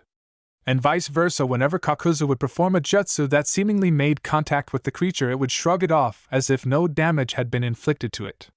The battle was truly back and forth, with no party able to do any serious damage to the other. However, Hanami was starting to get excited from experiencing the thrill of battle with a strong opponent, and from this excitement it had discovered something about itself, and that was the new power that was given to the spirit when it was brought to this world, and it was a fear that even this man had, and thus the spirit said, "Chakra-inspired curse technique, Great Forest." And tendrils of wood were released from the spirit's arm that the man dodged, but while the attack did no physical damage to the man, it caused insurmountable mental damage. "And no, impossible, it can't be. Screw the money I have to get out of here. If this thing is even half of that man's strength, I'm done for." With that, Kakuzu's body flickered away in absolute horror, not wanting to battle the legendary Kekkei Genkai that ruined his life so long ago. "Humans, no matter the world, have always been the cowardly type," thought the cursed spirit as the man ran away with his tail between his legs. Little did the spirit know that it no longer was just a spirit born from human fear of natural disaster. No, it was now also a spirit born from the fear of the abilities of a man whose destructive capability could be considered a natural disaster. And the man in ability those fears belonged to was Hashirama Senju, and his only once seen Kekkei Genkai, the Mokutan or wood style. Thus the spirit left the battlefield, attempting to find more means of attaining strength so it could stop the one man capable of preventing its goals. "I don't know how you are here, but I can feel you, SATORU Gojo, and soon I will attain enough strength to challenge you and rid this world of the human plague." Chapter 5: Graduation. 2 years had passed since Naruto had spoken with the Kyuubi, and it was now the final year at the academy for those aspiring to graduate by passing the exam. Recently, Naruto had been practicing his chakra control with Hinata. To the excitement of both, Naruto's chakra control had grown by leaps and bounds. While it was nowhere near his level of control over cursed energy, considering the vast amount of chakra he possessed and his age, with Hinata's help, his chakra control was definitely above average. Currently, Naruto was working on water walking. Thanks to Hinata, he had already mastered the tree climbing exercise. "I think I got it," said Naruto before he fell into the pond, getting absolutely soaked. When Naruto resurfaced, he saw Hinata giggling at his misfortune. "Oh, so this is funny," he grumbled in annoyance. "Sorry, but it was funny," she said between breaths while laughing. Naruto glared at her. "I still don't get why you suggest so heavily that I don't activate my limitless technique when I fall in. At least I won't get wet when I lose control of my chakra or fall on my ass like I did in the tree exercise," he asked in a pouting tone. "Because pain and punishment force you to retain progress in what you're learning, something I know all too well," she said solemnly, thinking of the training methods her father and clan used. However, she quickly snapped back and said, "So if you always run to your limitless every time you run into a problem, how will you ever effectively learn? And what happens when there's a situation where limitless can't save you?" she explained. "I guess you got a point there," he conceded. "Of course I do. You may be the one and only master of your unique abilities, but as you said yourself, who better than me to teach you chakra control?" she said, congratulating herself. Naruto smiled at this, extremely proud of the person Hinata had become. No longer was she the girl who stuttered over every word. She had grown, realizing her worth, something even her father acknowledged. #flashback 6 months ago #. Naruto heard knocks at his door. When he answered, he saw someone who shocked him. "You're Hinata's old man, right?" he asked skeptically. The man frowned at how casually the boy addressed him, but calmed himself. "Yes, but I suggest you address me as Hayashi-sama. I have come here to discuss your relationship with my daughter." Naruto flinched at this and said, I don't know what you're talking about, man," he lied. "Don't take me for a fool, boy. I know you and my daughter have made acquaintances, and I have come here to say thank you."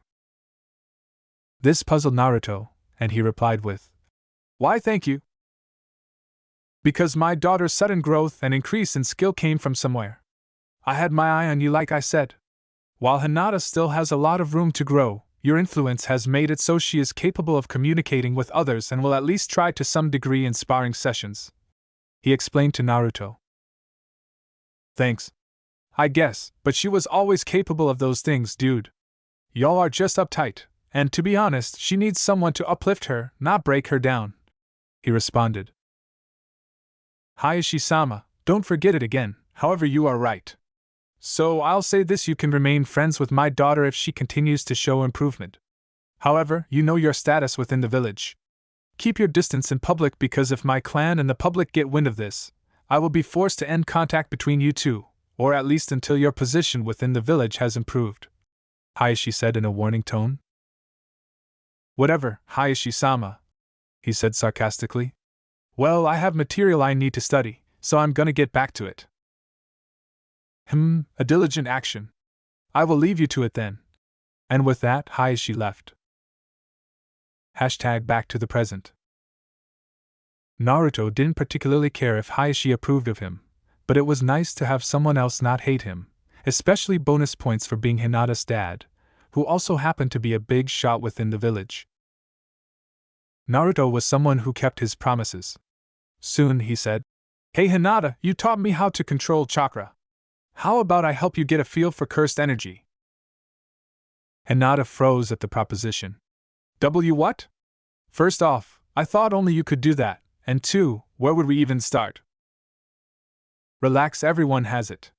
However, only you, I, and maybe a few others have enough energy to do something with it," he explained. "I don't know, Naruto. I can feel it faintly, and what I have to feel in order to use it. I don't know if I like it," she said hesitantly.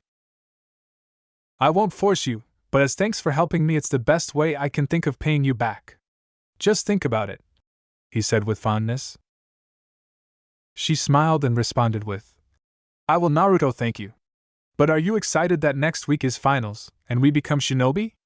I hope we are on the same team," she said hopefully. "I hope so too, but I doubt it. While I might be good in chakra control now, I still was way behind before, which is gonna affect my overall score. Also, the old man warned me, due to my situation, to hold back, which I agree with, as if the villagers knew how strong I was, they would likely riot," he explained. "Oh, okay," she said sadly.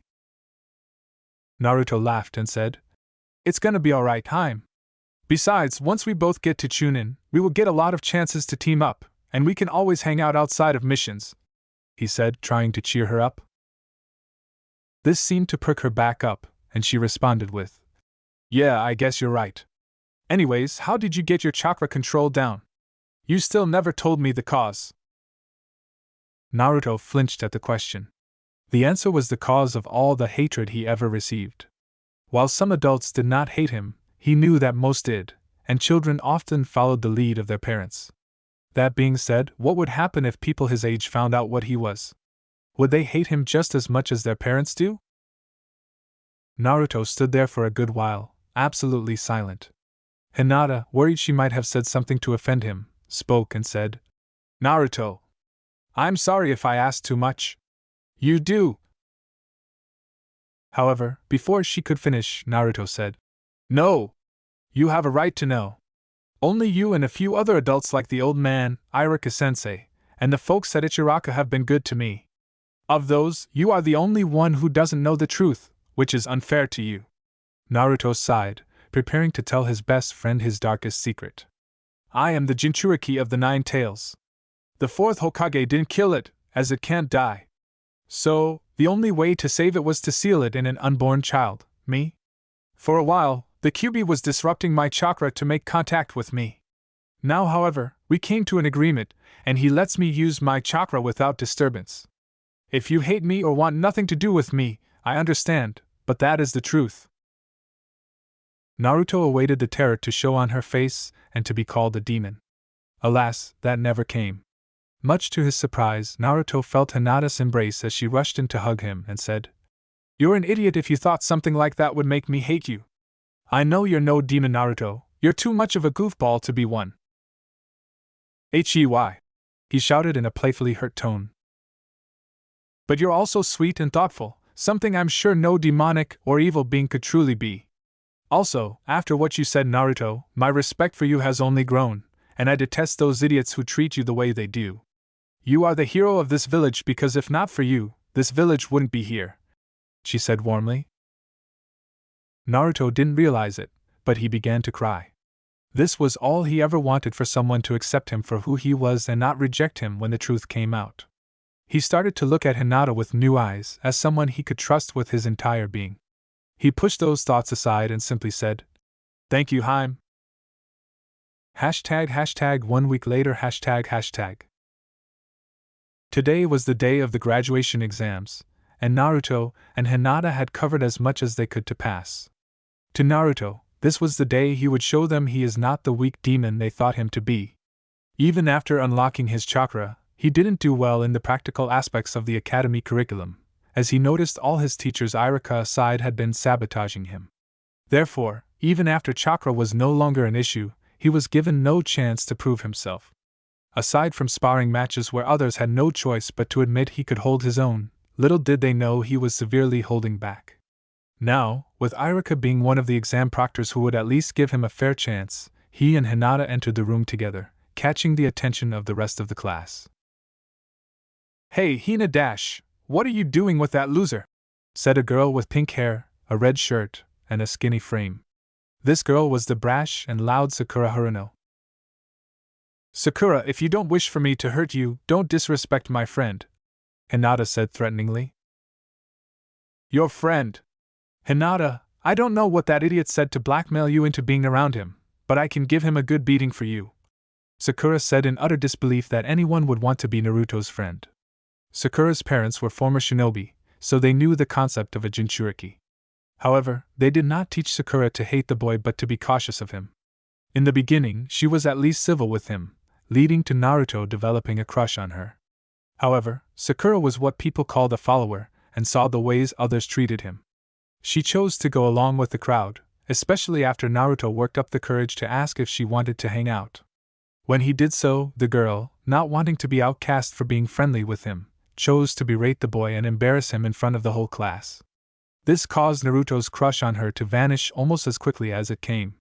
This was even more so now, even though he didn't know it yet, as his heart now skipped a beat for another girl who didn't reject him. "You're so damn annoying," groaned Naruto as he raised his head for the first time in years, not wearing his goggles in public. This caused the entire room to pause, as this was their first time seeing his eyes. Naruto had also changed his apparel, now wearing an all-black top with orange pants, the outfit from the last movie. "OMG, he's hot," said a few girls in unison, with the rest still in a state of disbelief at seeing Naruto with his new look. This caused Hinata to involuntarily form a tick mark and start grinding her teeth, muttering the phrase, "Fake pieces of shit," startling Naruto, as she had never used that kind of language before.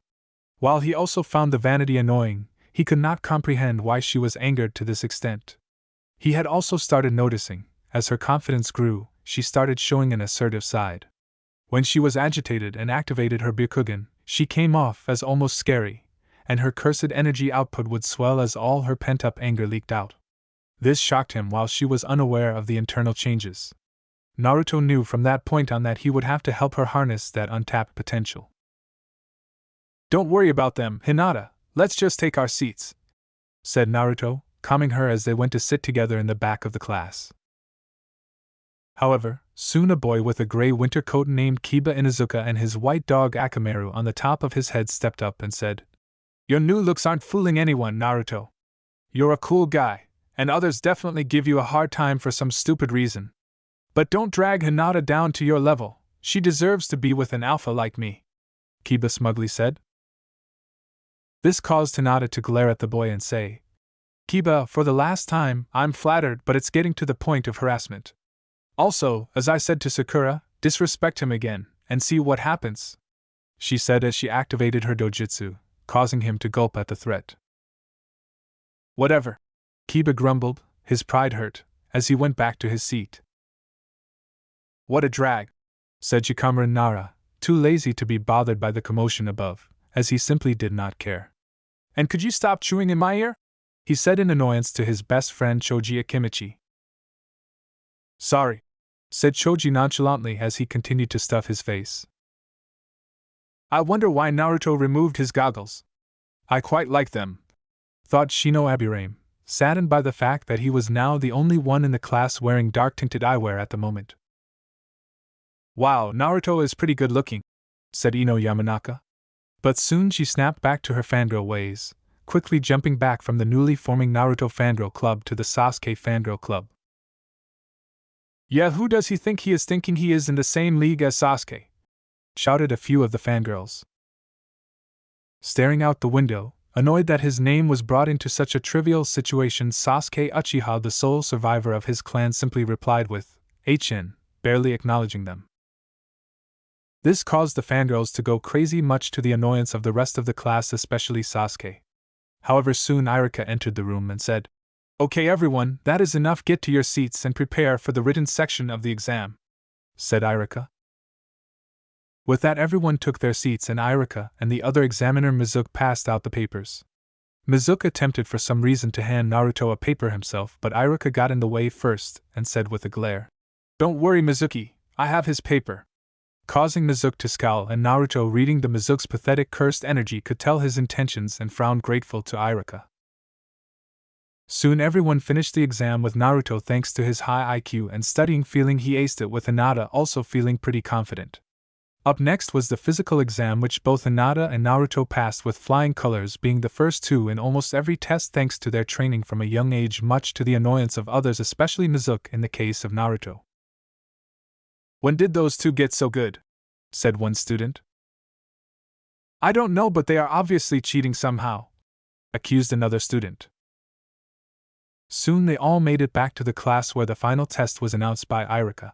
"You have all done well so far, but now is time for you to display the foundations of ninjutsu and genjutsu any shinobi would know with the final test. Y'all will all perform 3 basic jutsus, which are the substitution jutsu, transformation jutsu, and the clone jutsu, so all of you be prepared to be called in alphabetic order," said Irika as he and Mizuki stepped in another room calling for the first student. This process continued with most passing when it was soon Hinata's turn. You got this, Hinata, Naruto encouraged as she smiled and made her way to the other room, soon returning with a smile on her face and a headband showing she passed. Naruto rushed to her happier than she was, giving her a big bear hug, causing her to blush uncontrollably. Will Naruto Uzumaki please enter? Said Irika as it was now his turn. Hinata gave him an encouraging smile, which he returned before going to the other room. Welcome, Naruto, I hope you're ready, Irika said with a smile, with Mizuki also giving a smile, but Naruto could tell it wasn't genuine on the latter. As ready as I will be, he responded. Good, now please perform the henge. And Naruto did as requested, transforming into the fourth Hokage. Naruto always felt connected to the man in a way aside from him being the man to seal the QB into him. Naruto was also very perceptive, and his alarm bells would go off every time he saw imagery of the man, and not too long ago he started to theorize, and soon he promised he would have the third Hokage answer his questions. Good job, Naruto, both of them said, annoyance evident on Mizuki's face. Now on to the substitution jutsu. And Naruto, as AFU to Mizuki, who he knew always tried to sabotage him, substituted the man's chair with himself not too far from its original position, causing the man to fall over. Naruto, said Irika while sighing. Good job, but please show respect to your superiors, as that is important for all shinobi, as they must understand the chain of command. Now please perform the clone technique and your final exam will be concluded, explained Irika. Yeah, okay, grumbled Naruto, while he and Mizuki stared daggers at each other. Multi-clone jutsu, said Naruto as dozens of Naruto clones filled the room, as this was the minimum he could do with his chakra capacity. Very good, Naruto. Overkill bu dash. And before he could finish, Mizuki interrupted. Now wait, Irika, you said perform the clone jutsu, not multi-clone, said Mizuki, trying to find a loophole to fail the boy, as he had plans for him that required him to fail. However, Irika just rolled his eyes and said, Mizuki, if he can make multiple clones, he can obviously make a single clone.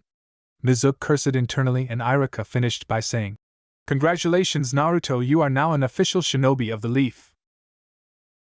Naruto grabbed his headband and held it dear, as he will see this as the moment he finally took control of his destiny. Naruto returned to the classroom, headband in tow, and what the reactions of the others were priceless to Naruto. That loser passed. No way, they must have just been nice and let him off easy, said a student. Yeah, no way he passed. Whatever, he just gonna die or get someone else killed anyways. I sure feel bad for whoever is on his team, said another student. Naruto ignored these comments, as he was used to it, and would prove them wrong anyways. When Naruto returned to his seat, he saw one person smiling brightly at his accomplishment. I'm so happy for you, Naruto, said Hinata, truly happy for her friend. Thanks, Haim, this is only the beginning. With that, they awaited the arrival of Irika and Mizuki as they finished with the last student. I am so proud of all of you. Now that you all know your results, you have a 1-month break and will return here after said month for team placement. Be safe and be ready. Dismissed, finished Irika, dismissing the class. Naruto and Hinata made their ways out with the rest of the students who had their parents waiting on them. My dad is there, I'll see you later, said Hinata as he and Hinata said their goodbyes, and she went with her father to have dinner with the main house clan members as celebration for her milestone achievement, even though she much rather celebrate with him. Wait, they let that thing become a shinobi, said a woman in a not-so-much whisper to another parent. What is the Hokage and Academy thinking, even allowing him to take the test? Give him the resources and watch it get its strength back and finish off the village now that the fourth isn't here. Another parent responded in agreement. Naruto clenched his fist in anger, but soon Mizuki approached and said, Don't worry about them, Naruto, said Mizuki with his cursed energy and pathetic, as it was radiating ill intent. Naruto looked at him and waited for him to continue. You know what, to prove them all wrong, do something that no other shinobi could, as I have an extra test for you, one that would promote you immediately to Chunin. Even without reading his cursed energy, the man was a terrible liar, but Naruto humored him anyway. Okay, shoot with me, pal. What is this extra test of yours, as I'm all ears? Naruto responded in a not-so-subtly sarcastic tone.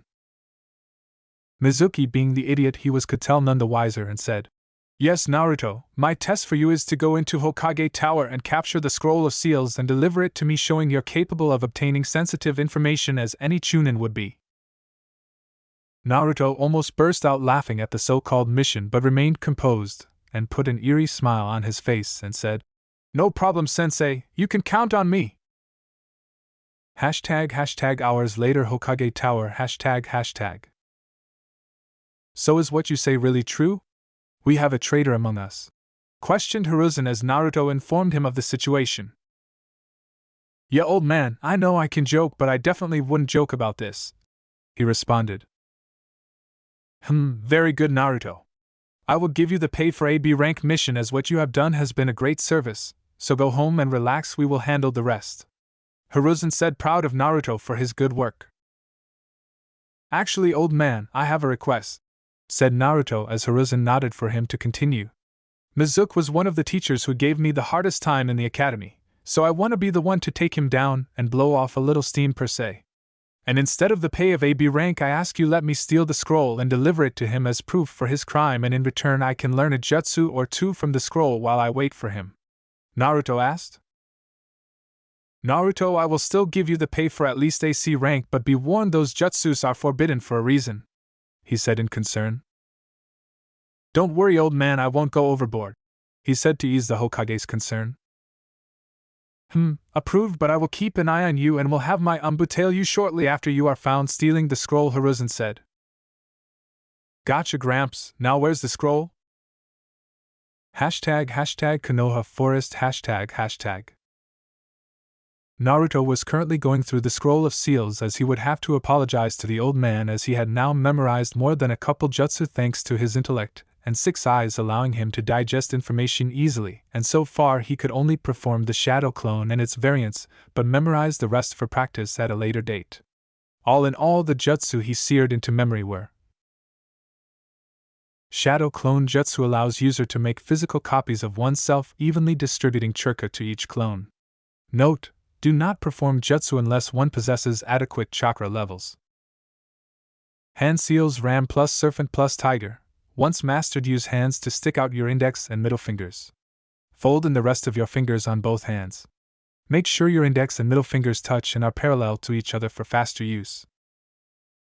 Shadow Shuriken Jutsu, same concepts of Shadow Clone Jutsu, but allows users to make physical copies of inanimate objects to increase their arsenal. Note: same restrictions as Shadow Clone Jutsu. Hand Seals Ox plus Dog plus Dragon plus Rat plus Dog plus Boar plus Snake plus Tiger. 4 Symbol Seals /8 Trigram Sealing method used to seal a large enemy or an evil spirit into a target, such as an object or a human's body. Requirement: advanced level in Fuin Jutsu and proper knowledge of sealing formulas.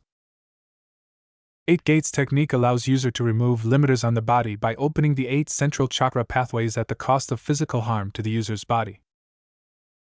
Requirements: extraordinary physical condition to limit toll inflicted on one's body from opening gates. Note: never open the 8th gate unless the user is prepared to forfeit their life. Naruto had cemented these 4 jutsus to memory, and made sure to write them down later as another precaution to remember them. However, soon after, Naruto could hear rustling as his sensei Iruka arrived. "Naruto, what have you done?" Iruka said with genuine horror at the situation and what it meant for Naruto. "Yo, sensei, what's up?" Naruto responded in a nonchalant tone. "Naruto, do you know what you just did?" Iruka asked with a mix of anger and concern for the boy. "Yeah, stopping a traitor," he responded to a now confused Iruka. However, before Iruka could say more, Naruto flashed over to him in speed. Even Iruka had a hard time tracking and tackled him away as a barrage of shuriken were hurled where they were just standing. "Good job, Naruto, now hand me the scroll, you little idiot," Mizuki said triumphantly. "Mizuki, what is the meaning of this?" Iruka shouted, baffled by the man's attempt at their life. "Oh, shut it, Iruka, you always pissed me off with that oh-so-righteous personality of yours," he said to Iruka. "And you," Mizuki said to you, "should not exist, you abomination, because do you know why this village hates you?" Mizuki said, turning to Naruto after berating Iruka. "No, Mizuki, it's forbidden!" Iruka screamed. That 12 years ago the monster that killed so many including Irika's parents was sealed in you. You are the nine-tailed demon fox that brought so much chaos to this village. Mizuki explained, hoping to put Naruto in a state of shock from the revelation, giving him an opportunity to take the scroll. However, his expectations were not met as Naruto simply laughed at the cringe-worthy monologue the man gave in an attempt to overwhelm him. Ha ha ha, dude, I live with the fur ball. Do you really believe I wouldn't figure out I contain that grumpy flea bag? He said, thoroughly humored as his stomach rumbled, as the Kyuubi did not take kindly to the names Naruto used to refer to him. Both Irika and Mizuki were utterly baffled by the revelation of Naruto being aware of his circumstances, with Mizuki getting angered by Naruto looking at him as a joke. Doesn't matter, I will take the scroll to Orochimaru, who will reward me handsomely for it. Now Dai! Screamed Mizuki as he hurled a massive shuriken at Naruto. Naruto, get down! Screamed Irika as he tried to reach for him but obviously wouldn't make it. However, to the surprise of both men, Naruto stood in place yawning, utterly unbothered by the shuriken as it floated seemingly in place a few inches away from him. Did you practice this in front of a mirror or something? You look like we're in your little play and I just went off script with that fish out of water face you're given, said Naruto as he mocked Mizuki as the man looked utterly flabbergasted by what he perceived to be impossible. What is this, some kind of genjutsu? Screamed the man as he relentlessly tried to dissipate his chakra while saying kai in order to escape what he thought to be a genjutsu. It's not a genjutsu, idiot, it's all me and this is one of my abilities only I am capable of, said Naruto triumphantly. What is this? Naruto never displayed anything like this before. Is it from the Kyuubi? Irika questioned. And no, it's not from the Kyuubi, as my abilities are what helped me keep him compliant, said Naruto, knowing what the two men were thinking. Impossible! There is no way a freak like you could ever have a Kekkai Genkai, screamed Mizuki as his plans seemed to be falling apart right before his eyes. Can it be considered a Kekkai Genkai if my abilities don't use chakra? Oh well, guess it's the best thing I can use to classify them in the meantime, Naruto thought as prepared to deal with Mizuki. Now traitor, time to mop the floor with you, said Naruto as he prepared a jutsu, not wanting to reveal too much of his capabilities with cursed energy yet. Multi-shadow clone jutsu, said Naruto as hundreds of copies of himself filled the area preparing to jump Mizuki and show him the preferred sorcerer method of fighting, as for some reason it felt oddly familiar to Naruto as he envisioned some pink-haired musclehead for a strange reason. ## in another universe ##. Achoo, sneezed Yuji Itadori as a man walked beside him and said, This is no time to get sick, we have to prepare to challenge Sukuna, said a sorcerer named Hiromi Higuruma. Yeah, you're right, I have to avenge Gojo-sensei. I hope his soul has found peace, Yuji solemnly said as he continued to train in order to defy Sukuna. ### back to Naruto verse ###. Now asshole, prepare yourself, echoed a mob of Narutos to a terrified Mizuki who was now pissing himself and screaming in fear. And thus Mizuki was swarmed and left in a bloody pulp. After Mizuki received the beating of a lifetime, Naruto made his way to Irika and asked, You okay, sensei? Yeah, Naruto, I'm just shocked. You could have easily been top of the class if you displayed what you did today, he said, genuinely confused as to why Naruto would hide something like this. A ninja never reveals all his secrets, said Naruto. Little did he know a sorcerer does if they want to strengthen their abilities and cursed energy, but he would learn sooner or later he could not treat chakra and cursed energy the same. Also, sensei, I ask you not to say anything about this as it is one of my biggest secrets that only a select few know of that I am now trusting you with. Of course, Naruto, it would be dishonorable for me to do otherwise. Now we can talk more, but why don't I treat you to ramen after the Umbu gets here to take Mizuki? You know, to celebrate you becoming a shinobi and as thanks for saving me, Irika said with gratitude. All you had to say was ramen, Naruto excitedly responded. ###. Meanwhile, Hokage Tower ###. Well, what do you think? Said Hiruzen as he and another man watched the events unfold through his crystal ball. Sensei's son sure is special, as to be expected, said a man with gravity-defying white hair, a face mask covering his entire mouth, and his forehead protector covering his left eye. This man was Kakashi Hatake of the Sharingan, one of Konoha's most elite jonin. Indeed, Hiruzen responded in agreement. If you still want me to be a jonin sensei, I request that both he and Sasuke Uchiha be on my team. I promise to never let Naruto go through things himself again after what happened to him a few years ago, as I owe at least that much to sensei. And Sasuke, I feel I can best help him with learning to control his dojutsu along with other personal reasons, explained Kakashi as he tried to make his case to the Hokage. I'll see what I can do, Kakashi, but no promises, replied Hiruzen. Kakashi stared at Hiruzen for a while but then gave his signature eye smile and said, That's all I ask. Please let me know your decision as soon as possible, Lord Third. And with that, Kakashi left Hiruzen's office. Considering your history, Kakashi, maybe you would be the best sensei for those two, thought Hiruzen as he prepared to organize teams, as it was now time for the next generation to make their debut. Chapter 6 Debut. 1 month had passed since the graduation exam, and it was now time for all graduates to return to the academy to be informed of team placements. Naruto had just woken up and was getting dressed, preparing for today, as this would be the day he begins his journey to make his mark on history. Today's the day. Soon I will show all of them that I'm deserving of their respect, said Naruto, as even though he had others such as the third Hokage and Hinata to keep in check, he still has an inflated ego that he felt deserved respect due to his raw power. Naruto had made his way to the academy, no longer wearing his goggles, with his forehead protector now covering his eyes with the plate in the right side of his head, and entered his old classroom. And when he did so, he found Hinata waving to him upon his arrival, to which he returned with a smile and sat beside her. Hi Naruto, are you excited? I know you said it's unlikely, but I really hope we are on the same team, said Hinata in a hopeful tone. Like I said, don't hold your breath, but all the same I hope so as well, said Naruto in an equally hopeful tone.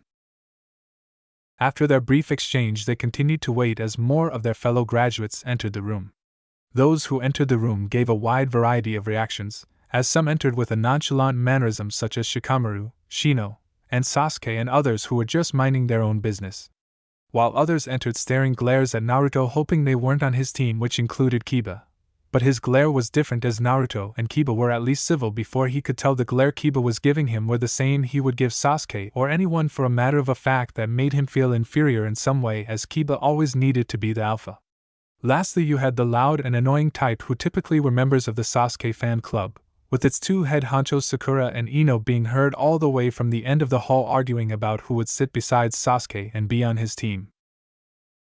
Naruto and others, hearing the commotion, just rolled their eyes and continued to wait for Iruka as the two entered, with Sasuke removing the chairs next to him, not wanting to be bothered, much to the dismay of the fangirls. While Naruto was sitting with his feet kicked up on the desk, he noticed with his 6 eyes that Kiba was approaching, and he simply said, "What, Kiba?"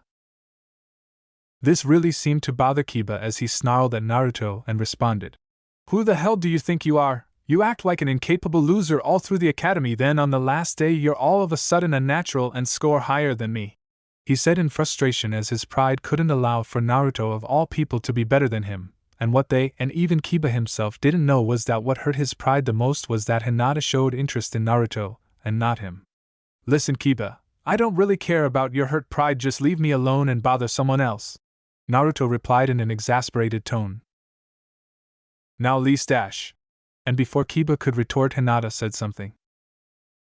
"Kiba, please just leave him alone. This is not the time or place to argue over trivial matters," said Hinata. And with that, Kiba left in a huff, glaring at Naruto and Sasuke as he made his way back to his seat, both utterly unbothered by the glares. However, soon Iruka made his way into the classroom and said, "Welcome, graduates! Today is a day you should remember for the rest of your lives, as today is the day you form bonds that will last a lifetime and make your mark on history." Everyone leaned up and focused at this point as they awaited for what really mattered for them, and that was who they would be teamed up with. "Now it is time for the moment of truth. Now Team 1 is..." Naruto began to space out until he heard, "Team 7, you are Naruto Uzumaki, Sakura Haruno, and Sasuke Uchiha." Naruto cursed at this, with Sakura also doing so, until she heard Sasuke would be on her team, much to the annoyance of Naruto, and also Hinata, who was now bitter Naruto would not be on her team. "Team 8, you are Hinata Hyuga, Kiba Inuzuka, and Shino Aburame." said Irika. Hell yeah! See, Naruto, you may have won the battle, but you lost the war, screamed Kiba in victory, as Naruto rolled his eyes behind his forehead protector with Hinata glaring at Kiba, genuinely annoyed by his rude remarks. Just ignore him, Hinata. Like I said, we can always hang out and trade together outside missions, and once we're Chunin we will be given chances to team up, Naruto said to her in hopes of making her feel better.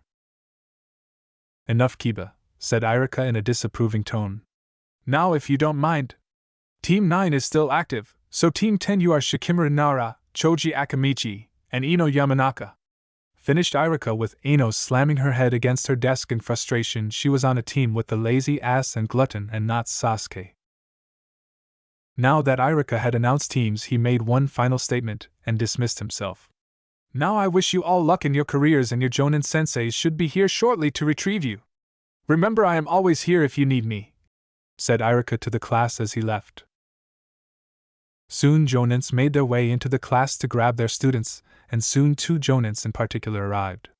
One of the said Jonin was a tall tan man with pointed hair, a full beard, and a cigarette in his mouth. As this man was Asuma Sarutobi, the son of the 3rd Hokage. Team 10, you are with me, let's go, said the man as Team 10 got up to leave with him. The other Jonin was a woman with a slender frame, blood-red eyes, long untamed black hair, and mesh armor with its outer layer resembling bandages or wrapping. This woman was Kurina Yuhi, Konoha's genjutsu mistress. And Team 8, you are with me, she said to her team as they too also got up. I'll see you later, Naruto, Hinata said to Naruto in a somber tone, still unhappy with the circumstances, as Naruto responded with a goodbye of his own. Once Team 8 was gone, this left Team 7 on their own, awaiting for the arrival of their sensei. They continued to wait, however their patience had limits, as they soon found themselves waiting for over 2 hours, and even Sasuke was beginning to get antsy at the amount of time they were waiting. "CHA, where is our damned sensei?" screamed inner Sakura as she continued to hold in her frustration and kept waiting. Soon, however, Naruto got up and made his way to the door and placed a seal on it. "Naruto! What do you think you're doing?" shouted Sakura. "If whoever our sensei is won't take us seriously, I guess I'll give him a little surprise when he arrives, as this bad boy was made by yours truly," Naruto triumphantly said. "Idiot! Do you want to get in trouble? You could kill sensei with whatever that seal does, and stop lying, as there is no way someone like you could even do something as complex as making a seal," Sakura shouted. "Yeah, Dobe, this is frustrating, but don't drag us down with you," Sasuke said, saying something for the first time in a while. "Don't worry, geez. It's simply a seal that instead of releasing an explosion, it releases a dust cloud all over the target, nothing harmful. And yes, I made it, as it's one of the first lessons in Fuinjutsu is to alter a lethal seal into a non-lethal one, disarming it," he said in an annoyed tone. Sakura was about to retort when the door opened and a large dust cloud was released, and a man with spiky white hair being its victim. Said man looked to the 3 and said, "Oh goody, one of you knows seals doesn't take away from the fact I now hate you all," said the man, much to the horror of Sakura. "Now all of you meet me on the roof in 15 minutes. And with that the man body flickered away. Naruto turned to the others and said, "See y'all up there," as he used cursed energy to flash away in a blur, much to the shock of Sasuke and Sakura as they now rushed to the roof. ## Academy Roof ##. Kakashi had arrived on the roof in a swirl of leaves and brought out an orange book that would be very inappropriate to read around his students. Not that he cared. He expected to be waiting at least a few minutes for them to arrive, however Naruto had arrived with such speed that no genin should possess, causing Kakashi to narrow his eyes at him, causing Naruto to smile and simply say, "Yo." "Well, you're pretty fast, and I didn't sense any chakra usage from you either, as I only know 2 people who can move that fast without chakra," Kakashi said knowingly. While Hiruzen didn't give him all the details, he still did make him aware Naruto possesses a power aside from traditional chakra. "What can I say, I'm just that good," Naruto said in a cocky tone. "Great, I have 2 egos to keep in check," thought Kakashi as he noticed the arrogant tone Naruto possessed. Soon Sasuke and Sakura made it to the rooftop with both staring daggers at Naruto, as Sakura simply just found anything Naruto did annoying and Sasuke was analyzing him, trying to decipher how he could move so fast. Kakashi, ready to get formalities out of the way and cut the tension among the group, said. You all can admire each other later. Right now take a seat and let's introduce ourselves. Now who wants to go first? Introduce ourselves how? We all were in the same class, you know, asked Naruto. I don't know. I guess tell us about things such as your likes, dislikes, future goals, and hobbies or whatever, Kakashi lazily said. All of them looked at each other trying to see who would go first. However, Sakura was the first to speak and said, Why don't you go first, sensei? Show us how it's done. Why not? Well, my likes and dislikes are none of your business. My goals are something I really haven't thought of, and my hobbies, well, I don't think I'll tell you. Now who's next? Kakashi dismissively said. All of them gave a deadpan expression due to the dismissive and unwelcoming answer their sensei provided, and Naruto in return said, Well, I at least know you like hiding things with that eye of yours, and being a pervert when I read that book of yours when I made my way up here. Prying into others' business is considered rude, Kakashi said impassively in a disapproving tone. How about you tell us more about your special eyes as a form of apology, since you can see what I'm reading from so far away. Naruto cringed at that and simply dropped what he was saying as the man appeared to be at least somewhat aware of his abilities. What do you mean special eyes? Sasuke asked, wondering what Kakashi meant. Oh, nothing, I was just messing around, Kakashi said, also dropping the subject now that Naruto had, as he wanted to show him not to pry unless he was prepared for some form of retaliation. Sasuke chose to let it slide but noted mentally what was said before Kakashi spoke again and said, You're up, blonde. At that Naruto smiled and said, Name's Uzumaki Naruto, as y'all know, and my likes are ramen, those dear to me, and learning new skills. My dislikes are judgmental and ignorant people. My goals are to become the strongest so everyone has to respect me, and my hobbies are practicing Fuinjutsu. Interesting, now you Pinky, Kakashi said. Sakura frowned at the nickname but continued. Well, my name is Sakura Haruno and my likes are, and my goals, giggled Sakura, trying to say her likes and goals while staring at Sasuke with a blush. Oh brother, the three thought in unison. And your dislikes? Kakashi said in an exhausted tone. Naruto! She shouted. Yeah, screw you too, said Naruto while yawning, much to the displeasure of Sakura.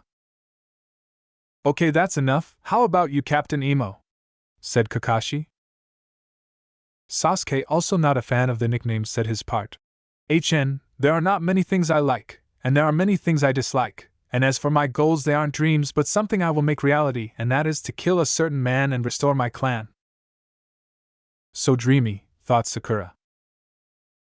Oh boy, this will be a challenge, thought Kakashi. Makes sense, but gotta tweak that personality if we're gonna have to work with each other, thought Naruto. Well, now that introductions are out of the way, meet me at Training Ground 3 at 7 a.m. As now the real Genin exam begins, as only 9 of the 27 graduates will become true Genin at the discretion of their sensei. This surprised the three, however Kakashi continued.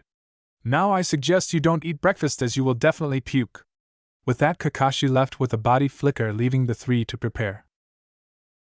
Well, that's stupid. If we puke, but not eating is counterproductive, Naruto said, preparing to live. You idiot, can you listen for once in your life? Scolded Sakura. Yeah, whatever, do what you want, said Naruto, as he also left in a blur, shocking the other two once again. Who does he think he is? He has no proper manners and is so annoying. Maybe it's because he was never raised properly without having parents, and all right, Sasuke, said Sakura, hoping for Sasuke's approval. What Sakura said deeply offended Sasuke, as he now also didn't have parents, and found what she said insensitive even to him, and said, Sakura, the one who is truly annoying is you, he said coldly, as he too also left, leaving her hurt, and left thinking. Hashtag Naruto's apartment hashtag. What do you think for ball? How can I ensure I pass, as I can't afford not to? Naruto asked the QB. Call me furball again and I promise I will rip your heart out. And to answer your question, just use that unique mind and abilities of yours and trust your gut, said the QB. Should I really reveal my cards like that? Kakashi seems to already have some understanding of my abilities somehow, but I don't know about showing the others," he said with concern. "They would find out at some point anyways if they become your team, and I'm not saying show them everything, just enough to get you through," explained the QB. "I guess you make sense, thanks, Fleabag." "Don't you dare call me that." "Well, tell me your name, because saying QB every time is getting annoying." Not yet, not yet," the QB said while debating, doing so as he had grown some fondness for Naruto. #training ground 3 #. It was bright and early in the morning, and the three hopeful genin had arrived awaiting for the arrival of their sensei. Naruto was the last to show, arriving just at 7 to the annoyance of Sakura. "Sensei could be here at any moment. Why are you just getting here?" she said. "I was eating breakfast and I'm here on time. What's the big deal?" Naruto said in defense. "UAT! You know, I thought maybe I was a little too harsh to you, but if you can't follow simple instructions, maybe I was right," screamed Sakura. "Think what you want, I really don't care," he said in a cool and dismissive tone. "Oh, and don't ask me how I know, but Kakashi won't be here for a while, as I saw him somewhere I feel is personal to him, so best get some rest or breakfast while we wait," he said, going to a tree to lean on and take a nap. Both Sasuke and Sakura looked at him, puzzled on what to do, but chose to still follow orders and wait for Kakashi. However, as the hours passed, they soon regretted not listening to Naruto, as their stomachs growled in hunger, and how tired they were caught up to him. 3 hours later, Kakashi arrived, much to their annoyance, and said, "Sorry for the delay, but a black cat crossed my path and I had to take the long way around," he said in an obvious lie. "Cut the crap and just get on with it," they all said in unison. "Whoa there, look at you all being one page, maybe you will pass," he said in a hinting tone. Kakashi looked at Naruto and noticed he seemed fully rested and not hungry, and asked, "So you ate when I said not to?" "No, you suggested we didn't eat, you didn't order us not to, which I found stupid because it's better to eat and throw up than kill yourself exerting energy with an empty stomach," he said, explaining his reasoning. "Smart, we have a critical thinker, I like that." This left both Sasuke and Sakura glaring at the two in annoyance, which they both ignored, unbothered by their glares. "Now for the exam, I have 2 bells which you have to capture before dawn, and as you can see there are 3 of you, which means 1 of you will fail and go back to the academy." This statement scaring Sakura, motivating Sasuke, and making Naruto skeptical. "I advise you all come with intent to kill. Not like you could, but it's the best chance you have at getting 1 of these bells. Now begin," he said, setting a timer for dawn and pulling out a book, not taking the 3 seriously. With that, Sasuke and Sakura jumped away, with Naruto standing there just analyzing Kakashi. "You don't want to do the smart thing and form a plan like your potential teammates?" Kakashi asked as he turned a page. "I am just trying to gauge you, multi-shadow clone jutsu," said Naruto as he sent a dozen clones to measure Kakashi's strengths. Naruto had soon realized once his cursed energy is known, it would be somewhat easy to tell Naruto from his clones they could not use cursed energy without individually imbuing them with it after her summons them, defeating the point of hiding among the crowd, which he doubted he would ever utilize them in such a way. "Wait, those are solid clones, when did he learn to do that?" Sasuke wondered. "Whoa, when did Naruto become cool?" Sakura thought. The clones were easily dispatched by Kakashi, as he didn't even look away from his book. Naruto felt he saw enough and said, "You seriously mean come at you with killing intent, right?" "Yes," Kakashi said impassively. Just remembered you said it." And with that, Naruto flashed over to Kakashi with speed that even surprised him, throwing a formidable strike, creating a crater, and if not for Kakashi substituting with a log, he would have been left with every bone in his body broken. "What the hell?" shouted Sasuke. "And no way!" echoed Sakura, both gawking at what Naruto had just done. "Well, I guess I should at least take you seriously. Maybe I was being a bit too overconfident considering your abilities," Kakashi said, putting his book away.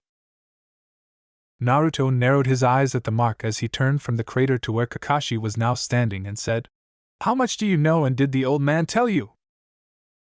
"I know enough. And not exactly just know, I have always been watching you," he said dismissively.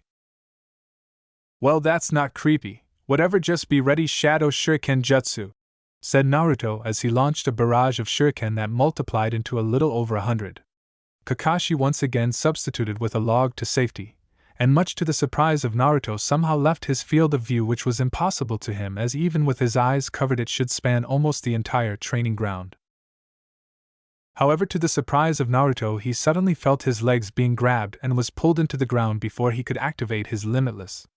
You're good, very good, but you lack discipline, teamwork, and your ego, much like a duck, but over there will get you killed. But don't worry, if you all pass together, I will correct as many flaws on you three as possible.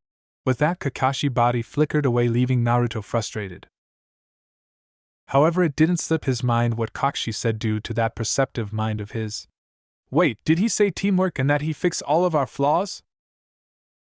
Hashtag with Sasuke hashtag. Sasuke was amazed yet angered by what he just saw from Naruto, as what he saw was nothing of the Naruto he knew, not that he paid much attention to him either way, writing him off as insignificant. Sasuke needed to prove to himself, and show that he was the strongest on the team, and the best way to do this was to get a bell. Sasuke noticed Kakashi, who also noticed him, and said, "Fire-style fireball jutsu," releasing a massive torrent of flames at Kakashi. Kakashi countered the attack with a mud wall and thought, I really have an interesting team, huh? Before Sasuke could finish the jutsu, he was also pulled underground by Kakashi's headhunter jutsu. Tick-tock, only 1 hour left for you and the others to make a plan and get your stuff together," he said with a condescending eye smile, leaving to another section of the training ground once again. Hashtag with Sakura hashtag. Sakura was feeling really inadequate after seeing the display of both Naruto and Sasuke. She was trying to see what the next steps are, but soon she heard. "Hey Sakura, help me out," said Naruto reluctantly, his pride obviously hurting. "Why shouldn't I just leave you there and help Sasuke so we can get the bells?" she said in a snarky tone. "Oh, shut the fuck up. You can obsess over Sasuke later, cause I think I figured out a way for us all to pass," said Naruto, shocking Sakura with the assertiveness and slight aura he left behind with his initial outburst. Sakura was hesitant but went to help him out, and Naruto spoke after he got out of the ground. "That was a part of us passing working together." Sakura was confused at the statement, and Naruto continued. "Think about when have you ever heard of a 3-man genin squad? No, this test is to put us against each other, as no normal genin could beat a jonin unless they work together." Sakura was going to refute but then said, "You may be right," she conceded. "I know I am. I'm sure I could take him once I understand his abilities better, but that's besides the point. I saw Sasuke get handled, so we need him to get on board so we can all work together and get those bells," he explained. "How could you have possibly seen Sasuke from where you were?" Sakura asked in a disbelieving tone. Naruto simply stared at her and said, "Let's get Sasuke." Hashtag back with Sasuke hashtag. "I don't buy it," said Sasuke as he argued with Naruto. "Why do you have to be so difficult?" "Scratch that, I know why, but still. Listen, let's just try my plan, and if I'm wrong you two can have the bells, deal?" Naruto explained. Fine," said Sasuke. "I do what Sasuke does," Sakura said. Naruto gave a wide, confident grin and said, "Alright, let's do this." Hashtag with Kakashi hashtag. Dawn was near and Kakashi was getting ready to wrap things up. However, soon he could hear rustling in the surrounding forest as dozens of Naruto clones leaped out. Kakashi dispatched a few, however he soon realized one of the clones was a disguised Sasuke, who unleashed another fireball, causing Kakashi to leap away. While he leapt away, the real Naruto had jumped above him and threw another shadow shuriken barrage. Kakashi had once again substituted with a nearby log. However, expecting this, Sakura leaped out of the nearby bushes, reaching for the bells. Very much happy the team was working together, he allowed for Sakura to grab the bells, allowing them to successfully complete the task he had given them. "We did it!" screamed Sakura in excitement. "HN," said Sasuke, giving a reluctant smile. "Hell yeah!" said Naruto, putting his hand for them to give him high fives, which they did not return as he simply shrugged and ignored the jab from them and high-fived himself. Very good, you three, but now we have a dilemma. Who will you send back to the academy? Kakashi asked. None of us, as we all know that was a lie to see if we work together. But if you really are an asshole, I honor my word and I promise to let them have the bells if they went along with my plan. Naruto confidently explained. Are you sure that's the hill you want to die on? Asked Kakashi, testing his resolve. I don't waver, he said, giving a cocky smirk. Well, if that's the case, I guess I have no choice but to say you passed, Kakashi said, proud of his new team. We are now officially Team 7, so now if you don't mind following me as I have something to show you, said Kakashi, leading them to an unknown location. This is Heroes Monument. Here lies the names of all Leaf Shinobi who died in the line of duty protecting their comrades. I wanted to show you all this and test you the way I did to emphasize the importance of teamwork. Always remember that those who break the rules are scum, but those who abandon their comrades are worse than scum, Kakashi explained. You were here for a while before the test, Sensei. Is someone you knew name on here? Naruto asked as Kakashi stood there silent. Naruto! Not cool, Sakura shouted. No, Sakura, Kakashi interrupted. You are my team now and should know this, and to answer your question, yes, my whole team is, and their names are Rin Noera, Obito Uchiha, and my sensei Minato Namikaze. You were close with an Uchiha? Sasuke asked. And you were a student of the 4th? Naruto asked, both probing the man for different reasons. Yes, I was to both of your questions, and that's all I will say, he said, dropping the subject. Both of them glared at the man but also chose to not push. Now be here at 9 a.m. sharp and prepare for training and missions, dismissed. With that, Kakashi left the area in a puff of smoke. Yeah, I bet he's gonna be late again. Well, you guys wanna get ramen? As he turned around and noticed they were both leaving. Well, more for me, he said as he also left the grounds to get a Chiraku ramen as celebration for the milestone of becoming a ninja. ## border of the land of waves ##. Hanami had wandered the lands trying to pinpoint a familiar cursed energy signature. Hanami was the first cursed spirit above 2nd grade to be born in this world, but realized more 2nd and 1st grade curses were being born. However, it had sensed another special grade curse being born and one it remembered fondly. Soon Hanami was standing near the ocean on a beach as a curse was being born, and when it finally formed, Hanami said in an endearing tone, Dagon, it's truly you, my friend. Chapter 7 Paranormal Waves Part 1. Team 7 had been a team for a little over 3 months now, and if the team had any word to describe said months, said word would be boring. Very, very boring. I swear I'm going to skin this cat the next time we have to catch it. Also, what the hell is that lady doing to make it run away so much? Complained Naruto. The rest of the team said nothing but silently agreed with him, as Sasuke found said missions to be a waste of his time, preventing him from growing stronger so he could challenge his brother. Sakura was annoyed because Sasuke was annoyed, and Kakashi was actually fine with the missions as he saw them as mini vacations so he could read his book. The past couple of months had also led to Sasuke learning to acknowledge Naruto and his strengths, but his ego could not accept the glaring reality that Naruto was indeed stronger than him, and by a large margin. ## flashback 1 month ago ##. Naruto, fight me! Demanded Sasuke. I really don't feel like it, man, and besides we just got done with training and missions for the day and I want to study up more on seals, Naruto said in a dismissing tone.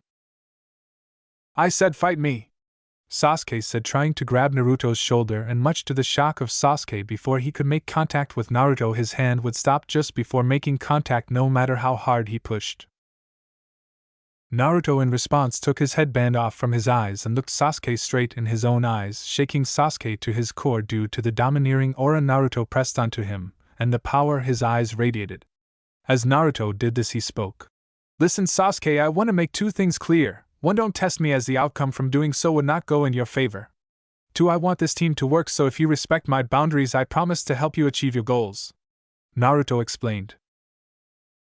This caused Sasuke to grit his teeth but remained calm and replied with, fine, and left the training ground in anger. Sasuke just couldn't accept the strength Naruto possessed. The first reason was because he went completely against the image of him already established in his mind, and it now became evident the treatment Naruto received from the teachers in the academy were not because Naruto was a waste, but because they were deliberately sabotaging him, but he did not know why. The second reason was his talent for his age reminded him too much of Itachi, which was unfair, but it was in a way making Sasuke despise Naruto as much as he tried not to. Lastly, something about Naruto's ability felt familiar to Sasuke, as what made Naruto truly powerful was not his chakra, and while his chakra was nothing to scoff at, that energy Sasuke sensed from him was oppressive yet familiar, like he knew it for a long time, as Sasuke felt that same power within himself as it was a mere fractions of Naruto's, but it was the same. However, Sasuke felt as if he knew this energy in Naruto and his technique for longer than they had been alive, which he knew to be impossible, right? So Sasuke vowed he would learn more about this other energy source to better understand Naruto and himself, and hopefully attain another means to defeat his brother and become the strongest. Back to present. The team had made their way to Hokage Tower to submit their mission report, and when they arrived they found Hiruzen mumbling under his breath about how much he hated paperwork and going through mission reports.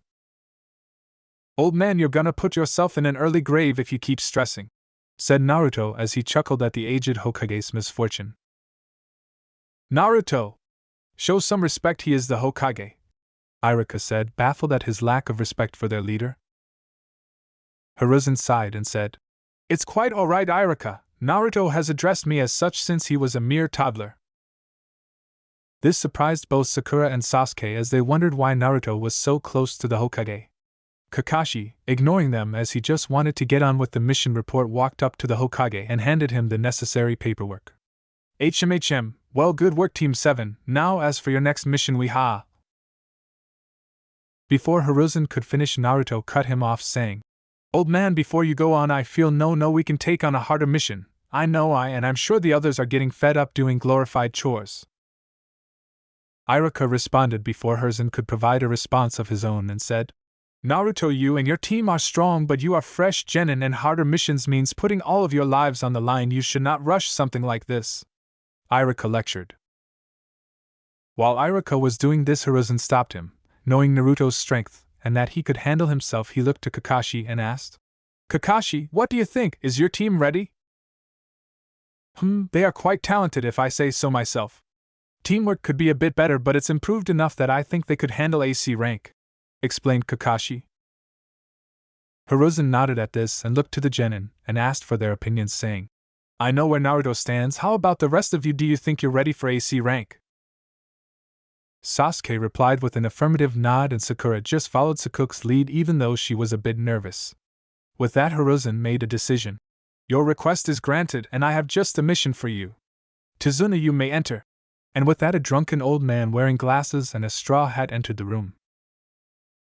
Said man analyzed the team and said in a disapproving tone, "You're gonna assign some brats who just got out of diapers to look after me." This irritated the team, and Naruto responded to the old man by speed blitzing behind him, releasing a wave of cursed energy and killing intent, and said, "Who are you calling brat?" in a cold tone. This succeeded in getting a scare out of the man, who was now frozen in place out of fear. "Naruto, please don't intimidate our client," said Kakashi in an exhausted tone. "Oh, I'm just teasing, sensei," Naruto said, patting the man's back with a goofy smile. "Why, you little psycho!" replied Tizuna with a cracked voice, still shaken by whatever Naruto had just done to him. Kakashi sighed at this and simply said, "We accept, Lord Third. All of you pack for a month's travel and meet me at the village gate tomorrow morning at 9 a.m. sharp." With that, Kakashi disappeared in a puff of smoke. The others also left to make their preparations, with Naruto staying behind with the Hokage, as Iruka had also left for the day. "I have something to talk with you about, old man," said Naruto as he blurred away to Hiruzen's office. This puzzled Hiruzen, wondering what Naruto could want to talk to him about, but made his way to his office knowing that's where Naruto would be. Hiruzen soon made his way to his office, and when he entered he found Naruto sitting with his arms folded. Hiruzen then decided to sit at his desk and asked, "What can I do for you, Naruto?"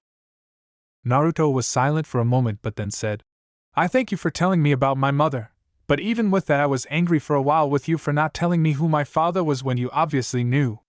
However, after growing older and taking who he was in consideration, I understand as the other major villages, especially Kumo and Iwa, would be after my head, as who wouldn't revenge on the Yellow Flash by taking out his son. Hiruzen's eyes widened at this, but soon he regained his composure and said, "So, you figured it out. I'm surprised others don't have my hair and eyes, might be a slightly different complexion, but that aside, I look exactly like him. But hey, idiots will always be idiots, also who else knows?" Naruto said in a mocking tone. "It isn't that simple, Naruto. Hate and fear can cloud the mind, making one blind to what's in front of them. And to answer your question, just Kakashi and Jiraiya know to my knowledge, but I'm sure there are a few in the council who have come to that conclusion or speculate on it due to him selecting you as Jinchuriki and your uncanny resemblance, as you notice yourself," he explained. Naruto looked at the old man, digesting all he said, and finally spoke with a somber tone and said, "What can you tell me about him? And isn't it ironic that they treat the son of the village's so-called greatest hero the way they do?" Hiruzen's eyes softened at the statement, obviously saddened by the fact that if things were different, Naruto would have lived a life most kids would have dreamed of. However, fate decided it had other plans for the boy. "Naruto, firstly, I'm sorry for keeping such information from you, as your maturity was not something I could foresee and could not risk you exposing that information for your own safety. And I will say that your godfather should be the one who tells you about your father, as he was like a father to him. But I will say he was a great man, husband, and I have no doubt he would have been a great father as well." Naruto felt tears begin to form, mourning for what could have been, but he resisted the urge to cry and responded to Hiruzen, simply saying, "Thanks, old man, I guess, and I'll hold my godfather to that promise you made on his behalf." "Of course, Naruto, and please do it be good for you two to meet, as even if you two don't share blood, you both are the only true family each other have. Also, now that you know I was put in charge of your father's and mother's estate and assets, and now that you know I will start to slowly release their assets into your account, and put them in your name, if you like you could even move into their home, as it is by all definition yours," explained Hiruzen as he pulled out a key to hand to Naruto. Naruto froze at this. He didn't know if he was ready for that, to not only see but live in the home that was ripped from him at birth. "I can't do that, old man, not yet. I still need to come to terms with what all I lost first and understand where I come from better." "I understand, Naruto. I will hold on to the key for you, and as we said, Jiraiya can give you far better details of your father than I ever could. And while Jiraiya will give you details on your father, I think the mission I assigned you will be great in discovering more about your mother and her clan, the Uzumaki," said Hiruzen. "Why is that?" questioned Naruto. "This history book should explain everything in better detail, but to make things short, your mother's clan and village, before its destruction by the hands of Iwa, Kumo, and Kiri, resided in the Land of Waves, formerly known as the Land of Whirlpools, not too far from the village you are being assigned to escort. I think exploring its ruins can provide you a lot of much needed info, maybe even explain what your abilities are," Hiruzen explained while handing Naruto a book called The Fall Yuzushiyogakure. Naruto took the book, planning to finish reading it either that night or before they arrive at Tazuna's village. "Thanks, I'll be on my way then, I have to get ready." And with that, Naruto once again left in a blur that even Hiruzen found hard to track. Naruto is truly growing at a remarkable rate. I have no doubt he will be an even greater shinobi than his father, thought Hiruzen as he once again sat amazed by Naruto's unique capabilities. ## next day, Konoha Gates ##. Team 7 along with Tazuna stood at the village gates ready to embark on their journey to the Land of Waves. Well, all of them appeared ready aside from Naruto, who stood with nothing aside from the clothes on his back. "Dobe, I know you may not have much, but you should have at least brought rations and weapons," Sasuke said, not even mocking Naruto, but simply wondering why he came so unprepared. Naruto responded by simply pulling 2 scrolls from his pocket, saying, "I got all I need in here." Kakashi chuckled, simply saying, "That's an Uzumaki for you." This comment didn't go unnoticed by Tazuna, Sasuke, and Sakura, the former going, "And Uzumaki? This brat, no way." "Okay, what the hell is an Uzumaki, and what makes them so special?" questioned Sasuke as his curiosity towards Naruto continued to grow. The Academy should have covered this, but for now it is not my place to say, as it is Naruto's clan and you of all people should understand, Sasuke, that clan secrets should be respected," Kakashi explained. "You have a clan?" said a surprised Sasuke and Sakura.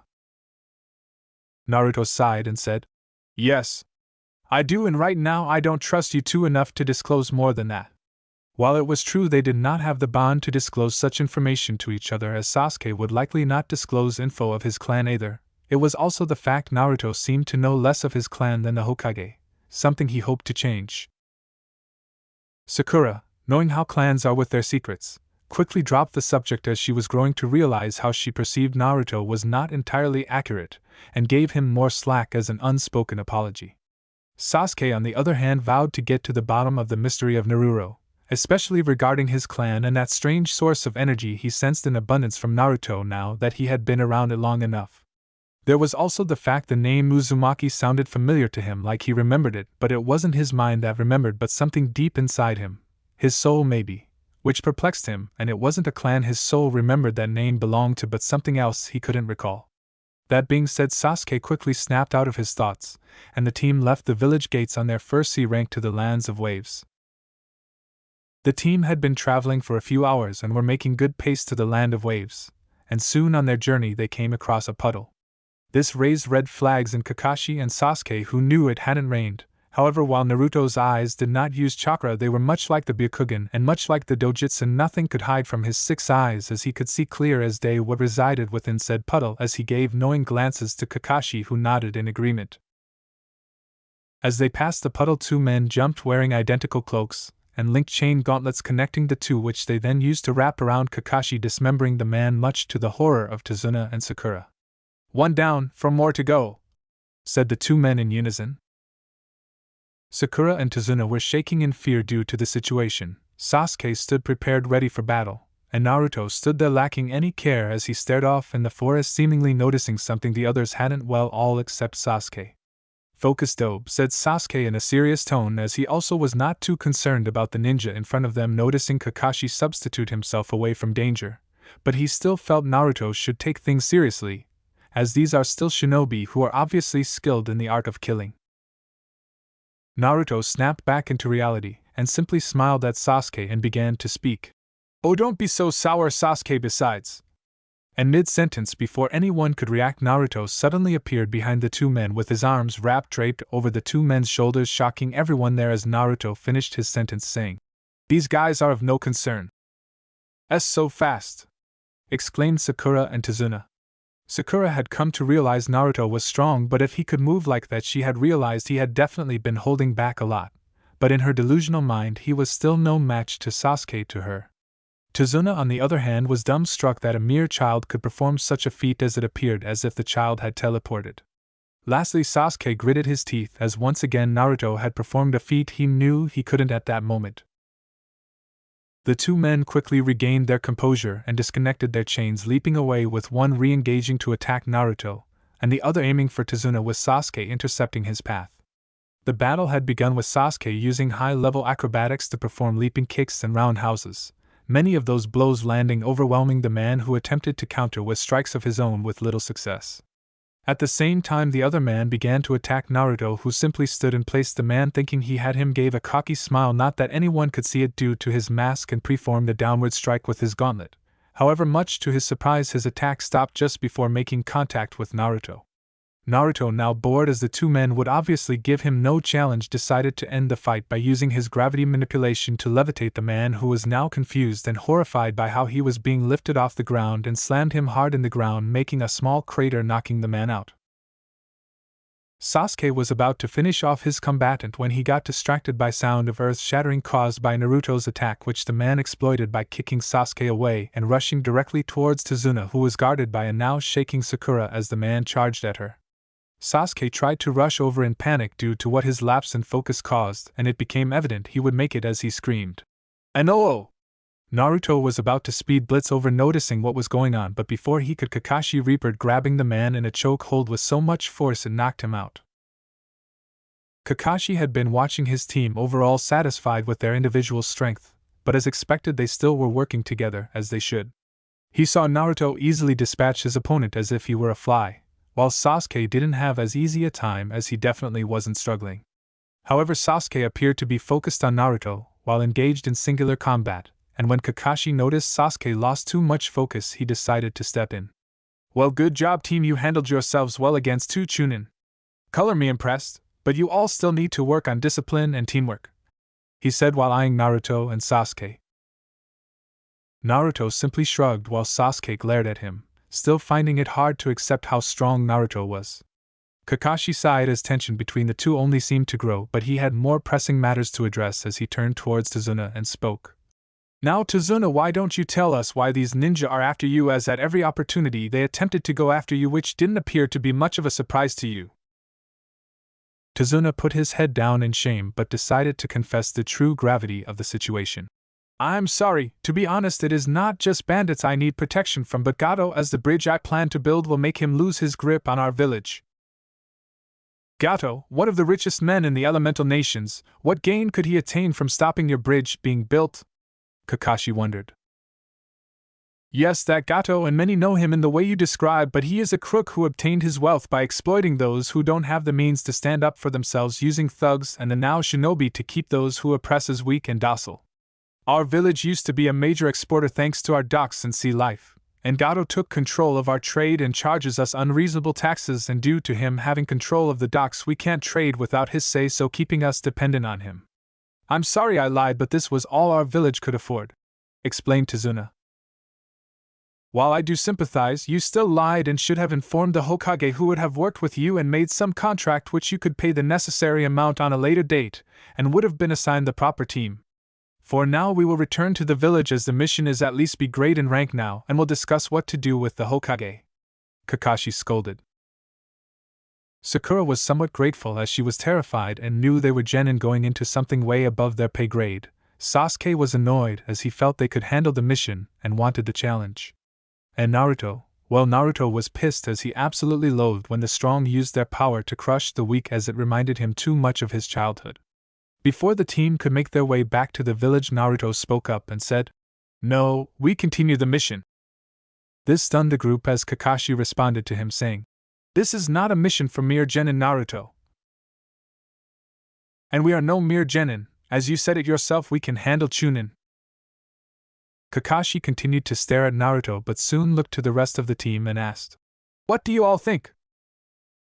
Sasuke was actually grateful to Naruto's arrogant nature, as he smiled glad to continue the mission and said, "Dobe is right, we can definitely take whatever is thrown at us."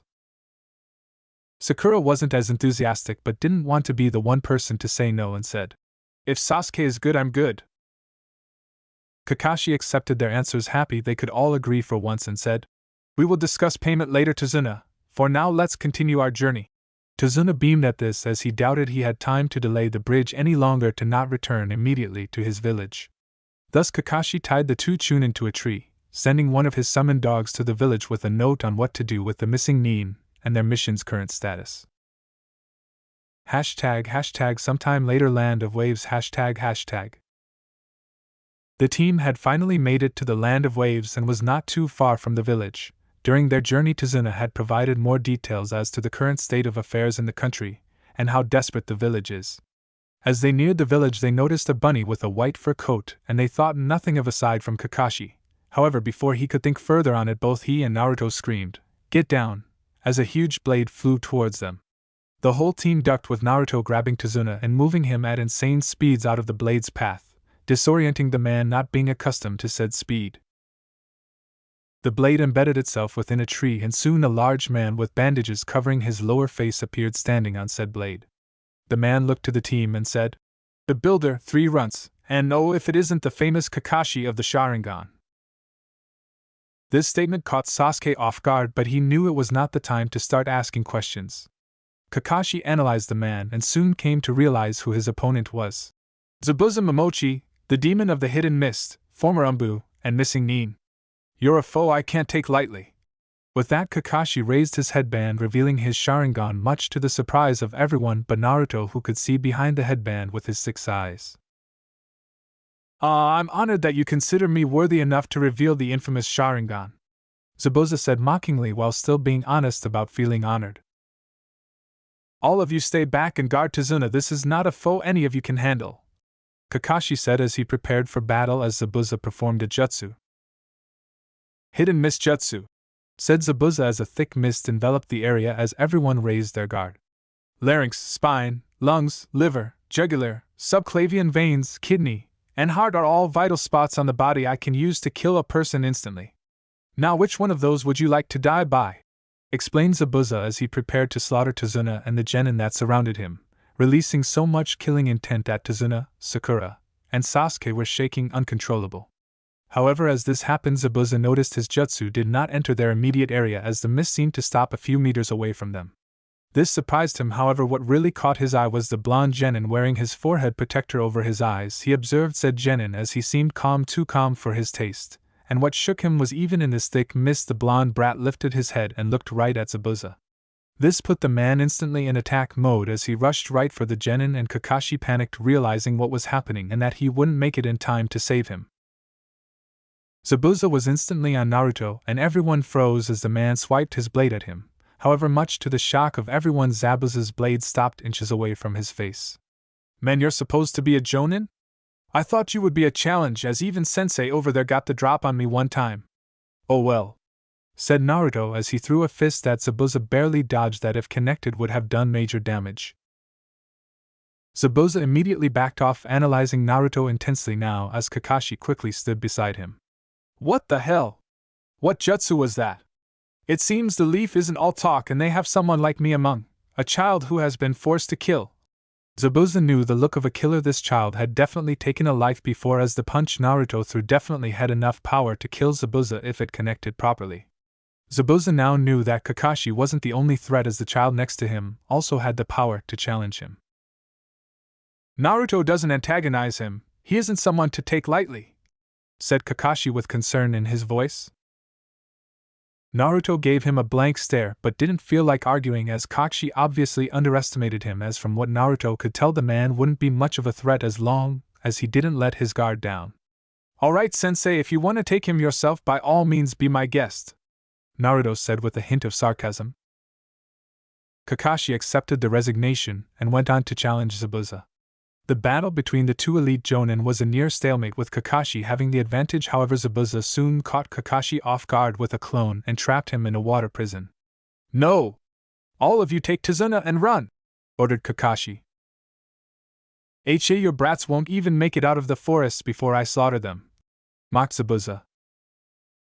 Sakura and Tazuna were ready to follow Kakashi orders. However, Sasuke was reluctant and Naruto was given a look that he felt insulted by the command. Sasuke, we can take him work with so we can help sensei, said Naruto. Sasuke would typically argue but knew Naruto was strong and that it would only hurt them to argue as much as it hurt his pride, and simply nodded in understanding. With that, Naruto decided to focus on using chakra in this battle unless circumstances forced otherwise, and used the transformation jutsu after throwing down a smoke bomb to obscure their actions, and morphed into a giant shuriken which Sasuke threw at Zabuza, who swiftly jumped over it.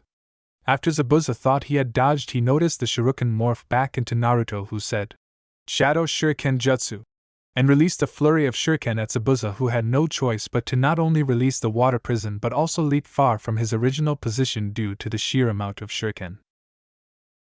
When Zabuza released the jutsu and leaped away, he quickly raised his sword to block a kunai coming down on him from the now free Kakashi. "You definitely have some talented brats on your hand, huh, copy ninja?" said Zabuza. "Indeed," Kakashi simply said. Thus the two engaged in mortal combat once again, with Kakashi thanks to his Sharingan predicting and copying every one of Zabuza's moves. In a last-ditch effort of victory, Zabuza released one of his most powerful jutsu, which Kakashi also knew and mimicked. "Water-style Water Dragon Jutsu," said both men as their jutsu clashed, with Kakashi's winning the tug-of-war of power. Zabuza was knocked back, heavily injured and weakened. The team soon surrounded him as he prepared for a last stand. 3 Samban pierced his neck, seemingly killing him. The team was startled by the sudden events, and even Naruto, due to being focused on Zabuza, missed the person coming into his peripheral. "I thank you for your aid, as I have hunted this man for a while for his treachery to his former home." This was said by a skinny shinobi with long black hair and a white umbu mask. Now if you excuse me, I will take Zabuza's body back to the Mist Village for proper disposal. Kakashi accepted this, too tired to argue. However, this raised red flags for Naruto, as he knew Umbu protocol to destroy the body upon death, and his eyes could also see a slight pulse in Zabuza's veins. However, before he could stop the supposed hunter ninja, Kakashi fell over due to chakra exhaustion. The team quickly scrambled, with Naruto lifting Kakashi up and Tazuna guiding them to his home so they could treat Kakashi.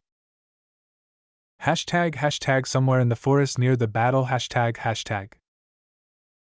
Three figures stood watching the events that unfolded, and said figures were Hanami, Dagon, and another cursed, observing the strength of SATORU Gojo. Hanami, he seems different. Are you sure that is Gojo? Said Dagon. Yes, Dagon, I am sure. His body is different, but the potency of his cursed energy is the same. However, he seems to lack the experiences and knowledge of our world before this one. I also don't know how he was also reborn into this world alongside Gojo, as his cursed energy levels are pathetic compared to when he stood beside us, almost as if all of his soul didn't completely transfer to this world, said Hanami. It matters not, as you know who will also be reborn into this world soon, and we must be there with him upon his birth to welcome him, said Dagon. Hanami nodded, agreeing with Dagon, and looked to the third spirit standing beside them and said, Keep an eye on Gojo and Geto. Let us know of their development, and if you are given the chance, end them, as they will be our greatest obstacle in making a world ruled by curses.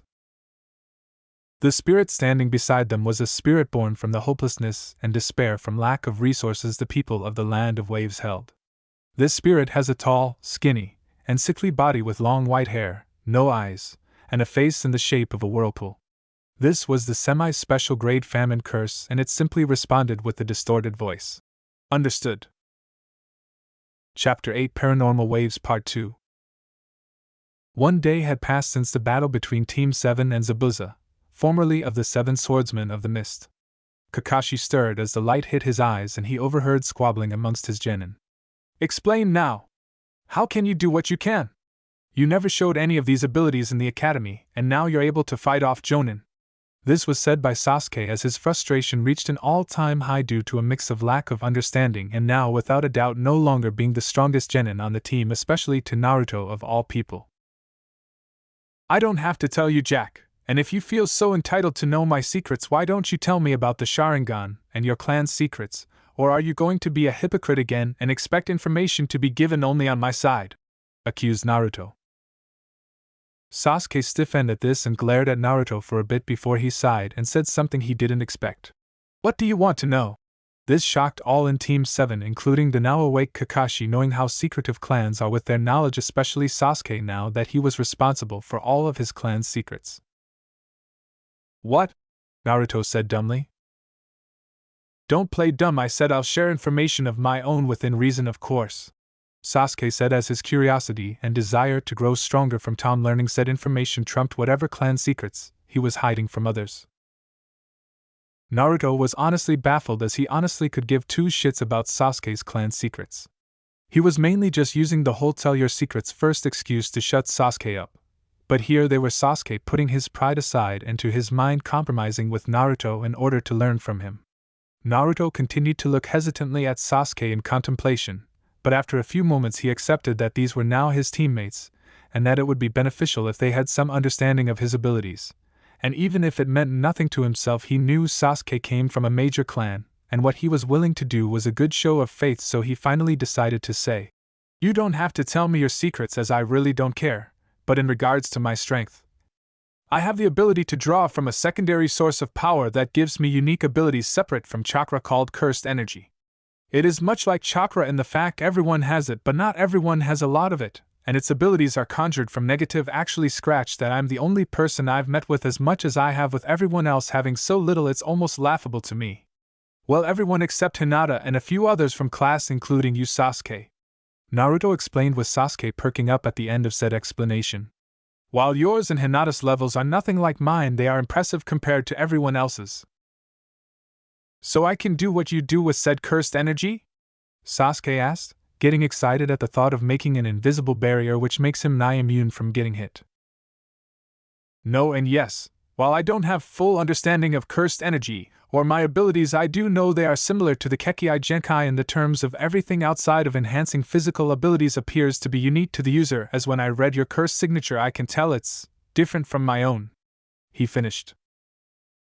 Sasuke was deep in thought from the revelation, but before he could say anything Sakura spoke up and asked, "What about me? Do you also have this cursed energy thingy?"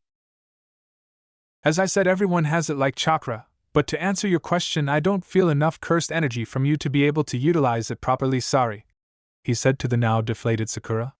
"Don't feel bad, Sakura-sensei over there has only slightly more than you and you know how strong he is, which is kind of impressive as I noticed that most people older than our generation have really low cursed energy levels," Naruto said. "What do you mean?" Kakashi said, startling Sasuke and Sakura as they just noticed he had woken up when he spoke. "I mean almost everyone more than a year older than us has really pitiful levels of cursed energy, with you and a few other adults being exceptions.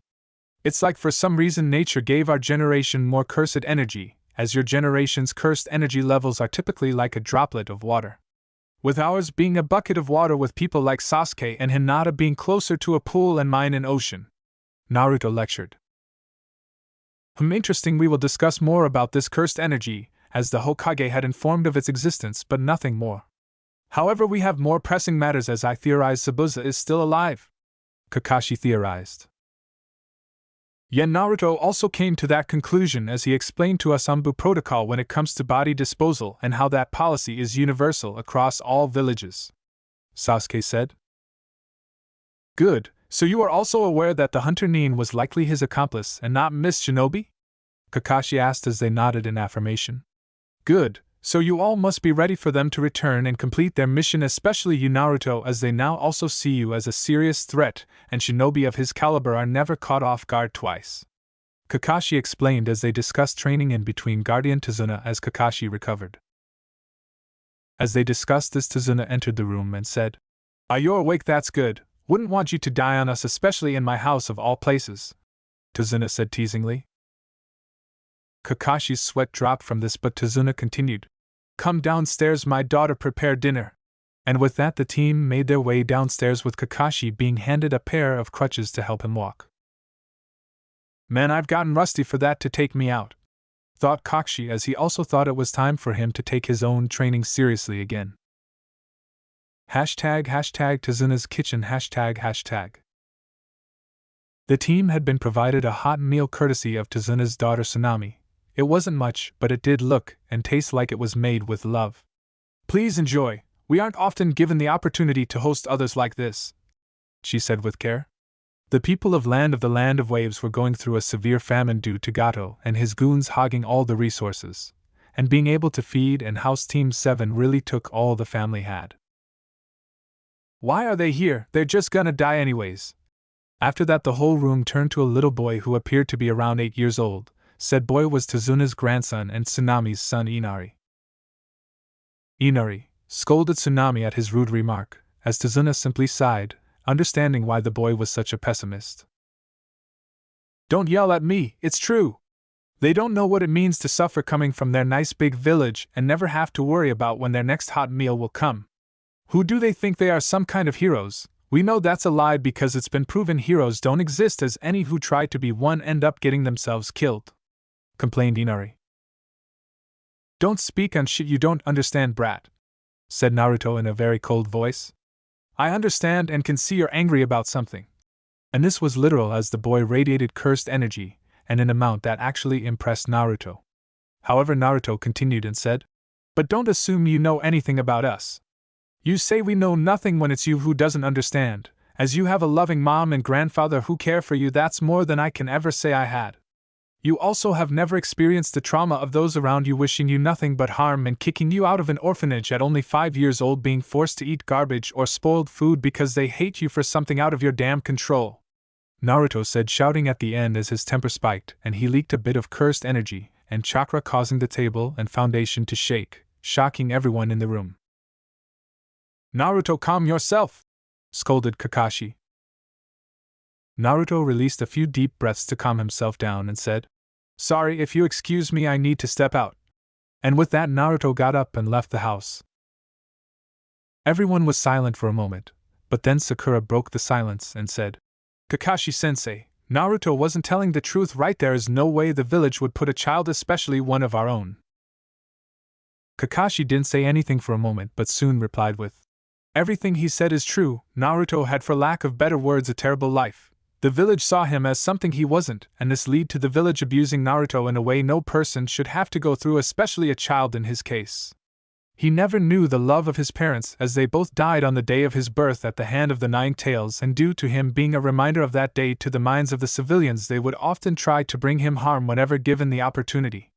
All of those factors are likely why he is the way he is. He flaunts his strength now to show those within the village he isn't one to mess with and to prove them wrong, and is also deserving of their respect. While I also believe being loud and rambunctious is who he is at his core, his arrogant and cocky nature, I believe, is a shield or coping mechanism to shield himself from the loneliness and anger he feels, much like someone else I know, Kakashi said, eyeing Sasuke. The explanation brought mixed emotions to everyone within the room. Tazuna was looking at the boy, no young man, in a new light, feeling a mix of sadness and respect for him for overcoming such an experience. Tsunami was tearing up as she couldn't imagine any child going through a situation like that, and felt disgust towards the citizens of the Leaf, wondering how they justified such actions. Sakura now really felt like a piece of shit, as even before she realized she treated him too harshly, but to know she played a part in him having such a miserable childhood, she felt as if she couldn't even look into a mirror. Sasuke, on the other hand, already knew Naruto received unfair treatment, but he was now feeling something he thought he never would towards Naruto. Respect. He simply thought teachers and others in the academy simply didn't like Naruto due to his pranks and went overboard in how they treated him. But now he knew Naruto had gone through hell like him, and while different, he had a valid reason to be as driven and confident as he was. Inari was beginning to cry as well due to Naruto lashing out on him and hearing how wrong he was about him, and before he could wallow cock, she said, "Listen, kid, Naruto understands where you're coming from, but what he won't accept is you mitigating what others go through and complaining about life and not doing anything to change your circumstances. Now you're still a kid and don't think you can go fight full-grown men, but to complain and give up like your grandfather isn't doing everything in his power to save this village is an insult to those who choose to stand up for themselves and others," Kakashi said as Inari got up, now full-on crying, running to his room with his mother chasing after him. Tazuna sighed but responded with, "Thank you, I think he needed it that." And as he thanked Kakashi and explained events prior to the Gato taking over the village, and how Inari's stepfather Kaiza saved the village from a massive flood, becoming the village hero, and how when Gato took over he was the sole individual to stand up to his tyranny. However, this is when the story took a somber turn, as Gato used his thugs to overpower Ki's, publicly torturing and killing him, and he used the man as an example of what would happen if anyone tried to stand up to him, scarring Inari and the villagers mentally. The team minus Naruto, as he wasn't present, used this as motivation to complete the mission, as they could not allow such injustice to continue. ### with Naruto ###. Naruto was currently just roaming around the village, lost in thought, as he roamed. A voice only he could hear spoke to him and said, "Well, it's been a while since you let yourself get worked up like that, and to a brat no less. If you had been someone else with the seal as loose as you made, that's all I would have needed to take you over," the QB teased.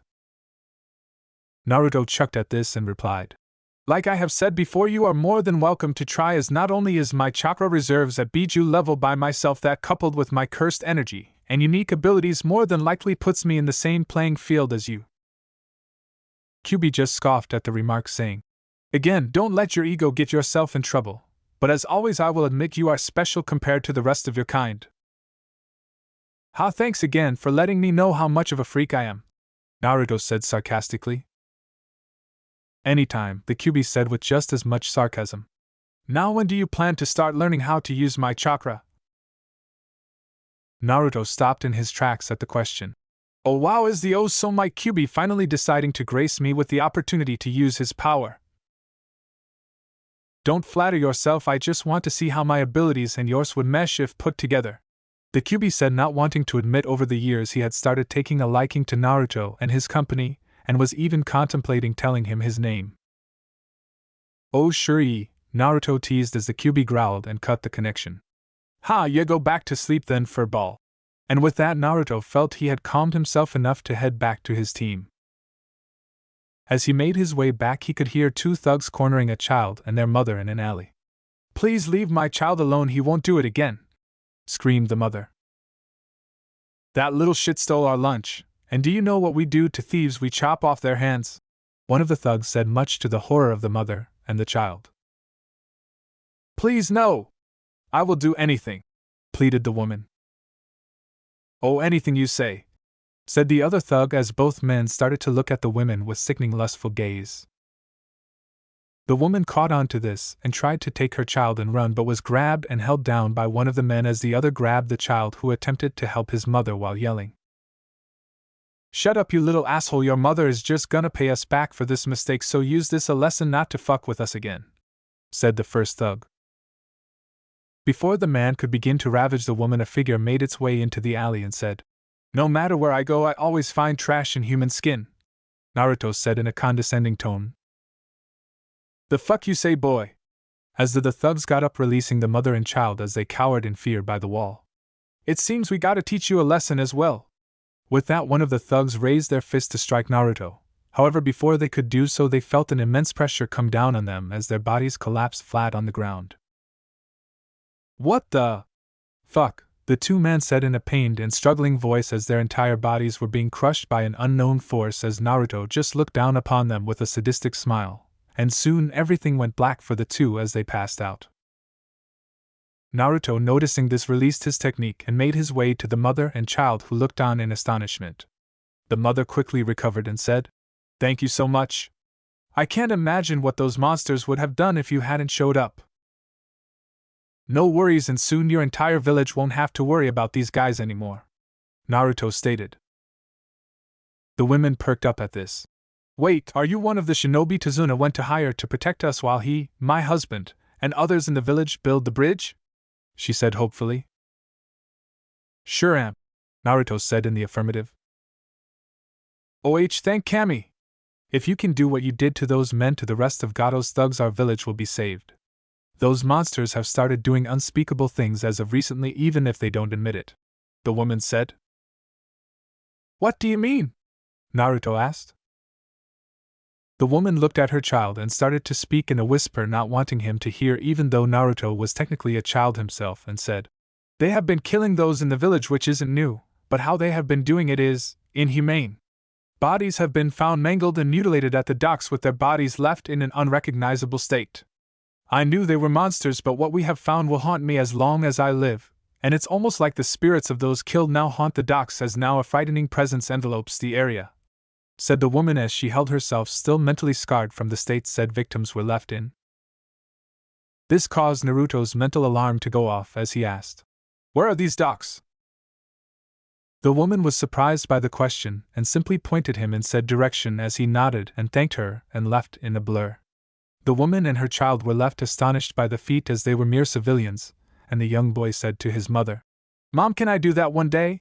with a sparkle in his eyes, as Naruto had just become the boy's hero. Not wanting to crush her child's dream, she said, "Maybe someday." #village docks #. Naruto arrived at the docks, and what he felt upon his arrival answered the question in his mind. "Do you feel that, Kyubi?" "Yeah, it's a similar feeling that comes off of you, but it lacks that human element to it," said the Kyubi. "So it's like that night with Hinata, a creature made up of cursed energy is here." Naruto knew the mission just got a lot more complex, and for some reason he knew he would be the only person capable of dealing with this threat. As for now, Naruto made his way back to the house and found everyone to be asleep, which he decided to do himself, preparing for the next day and thinking how he would address and handle the new situation. #unknown hideout #. A short man walking with a cane and wearing a nice suit, black shade, and spiky orange hair made his way to the room, followed by two thugs. Said man was Gato, and as he made his way to the room he spoke and said, "Those damn shinobi aren't worth the shit off my shoe if all it took was some kids to send them running, and also you all better find out which of you sick fucks is killing those fuckers at the docks. They're worthless nobodies, but I still need bodies to work, and I won't have that if y'all keep killing them," shouted Gato as he scolded the goons beside him. Gato was frustrated at the needless death and mostly at the fact Tazuna was still alive with the so-called demon of the hidden mist out of commission. He soon made his way into the room that Zabuza was in and saw Zabuza being cared for by his student/assistant and said, "I deserve a fucking refund on my down payment if this is how you operate business." Zabuza turned and glared at the man, finding the arrogance he held with so little strength infuriating, and if not for the payment offered for the mission he would have already killed the man. "Fuck off," Zabuza simply said. Gato turned almost red at this and walked up to Zabuza while shouting, "Now listen here, you worthless piece of—" However, before he could reach Zabuza's assistant now without his mask grabbed Gato's arm and said, "Zabuza-sama said to leave, so I suggest you do so." Said Shinobi had a tall, skinny and almost feminine body and face that one could easily mistake him as a girl, and said Shinobi's name was Hakiyuki. "If I'm not mistaken, you fuckers work for me, and if you HHH." And before Gato could finish, his arm was crushed by Haku. He screamed in pain with his thugs knowing they stood no chance, simply cowering away. "We will complete the mission as you requested, and we will receive our payment, and you will never see us again. Now once again leave," threatened Haku. Gato and his thugs felt their blood run cold from the killing intent Haku was releasing, and they ran off with Gato saying, "Just make sure it gets done," as he held his now broken arm and left. Now alone, Haku spoke to Zabuza and said, "You should be fully healed again soon. I will go out tomorrow to gather more herbs to complete your treatment." "Good, I got a bone to pick with that entire team, especially Hataki and the blonde brat," he said with anger. "How should we handle them? The blonde shinobi you speak of possesses a formidable Kekkei Genkai. If he was able to hold off your attacks like that?" Haku questioned. Zabuza answered with, "I thought of that, and I know I am the best match for Hataki, but I feel you and your elusive abilities will be the best for the blonde brat, as obviously straightforward attacks won't work on him, with the other two being a minimal threat from what I have seen." With that, they continued to scheme as they made their plans to complete the mission and handle Team 7. Next day, Land of Waves Forest ##. Kakashi had brought his team to the nearby forest so he could train and prepare them for their second encounter with Zabuza and his unknown accomplice. "Alright team, today we will be climbing trees." The team gave a confused face at this reaction, with Sasuke saying, "How would climbing trees help us in battle?" Kakashi answered this by saying, "Not climbing in a traditional sense, but climbing with your feet alone." Sasuke and Sakura only got more confused, but Naruto commented in recognition saying, "Oh, this is supposed to be a chakra control exercise. Well, I'm good, as I can already water walk." Kakashi simply raised an eyebrow at this, somewhat impressed, as he said, "Wow, that's advanced for what is expected of the typical fresh genin. Well, why don't you show the others what I mean, since you already have the practice mastered?" Naruto simply shrugged and walked over to the tree and placed one foot on, and then the other, simply walking up it, no different if he were to be walking on the ground. This shocked both Sasuke and Sakura, even though they should have learned by now. Naruto was full of surprises. "And when did you learn that?" Sasuke asked in a passive-aggressive tone, getting fed up with Naruto's ability to do basically everything in his eyes. "I don't know, like a year or two ago," Naruto answered nonchalantly. This time Sakura spoke well and actually shouted and said, "Wait! You could do that in the academy. I'm seriously beginning to wonder why you portray yourself the way you did for so long." The answer was simple. Naruto had his chakra control hindered due to the Kyuubi for a long time, and that was on top of his reserves being massive, so even without the Kyuubi it would be hard to learn to control it.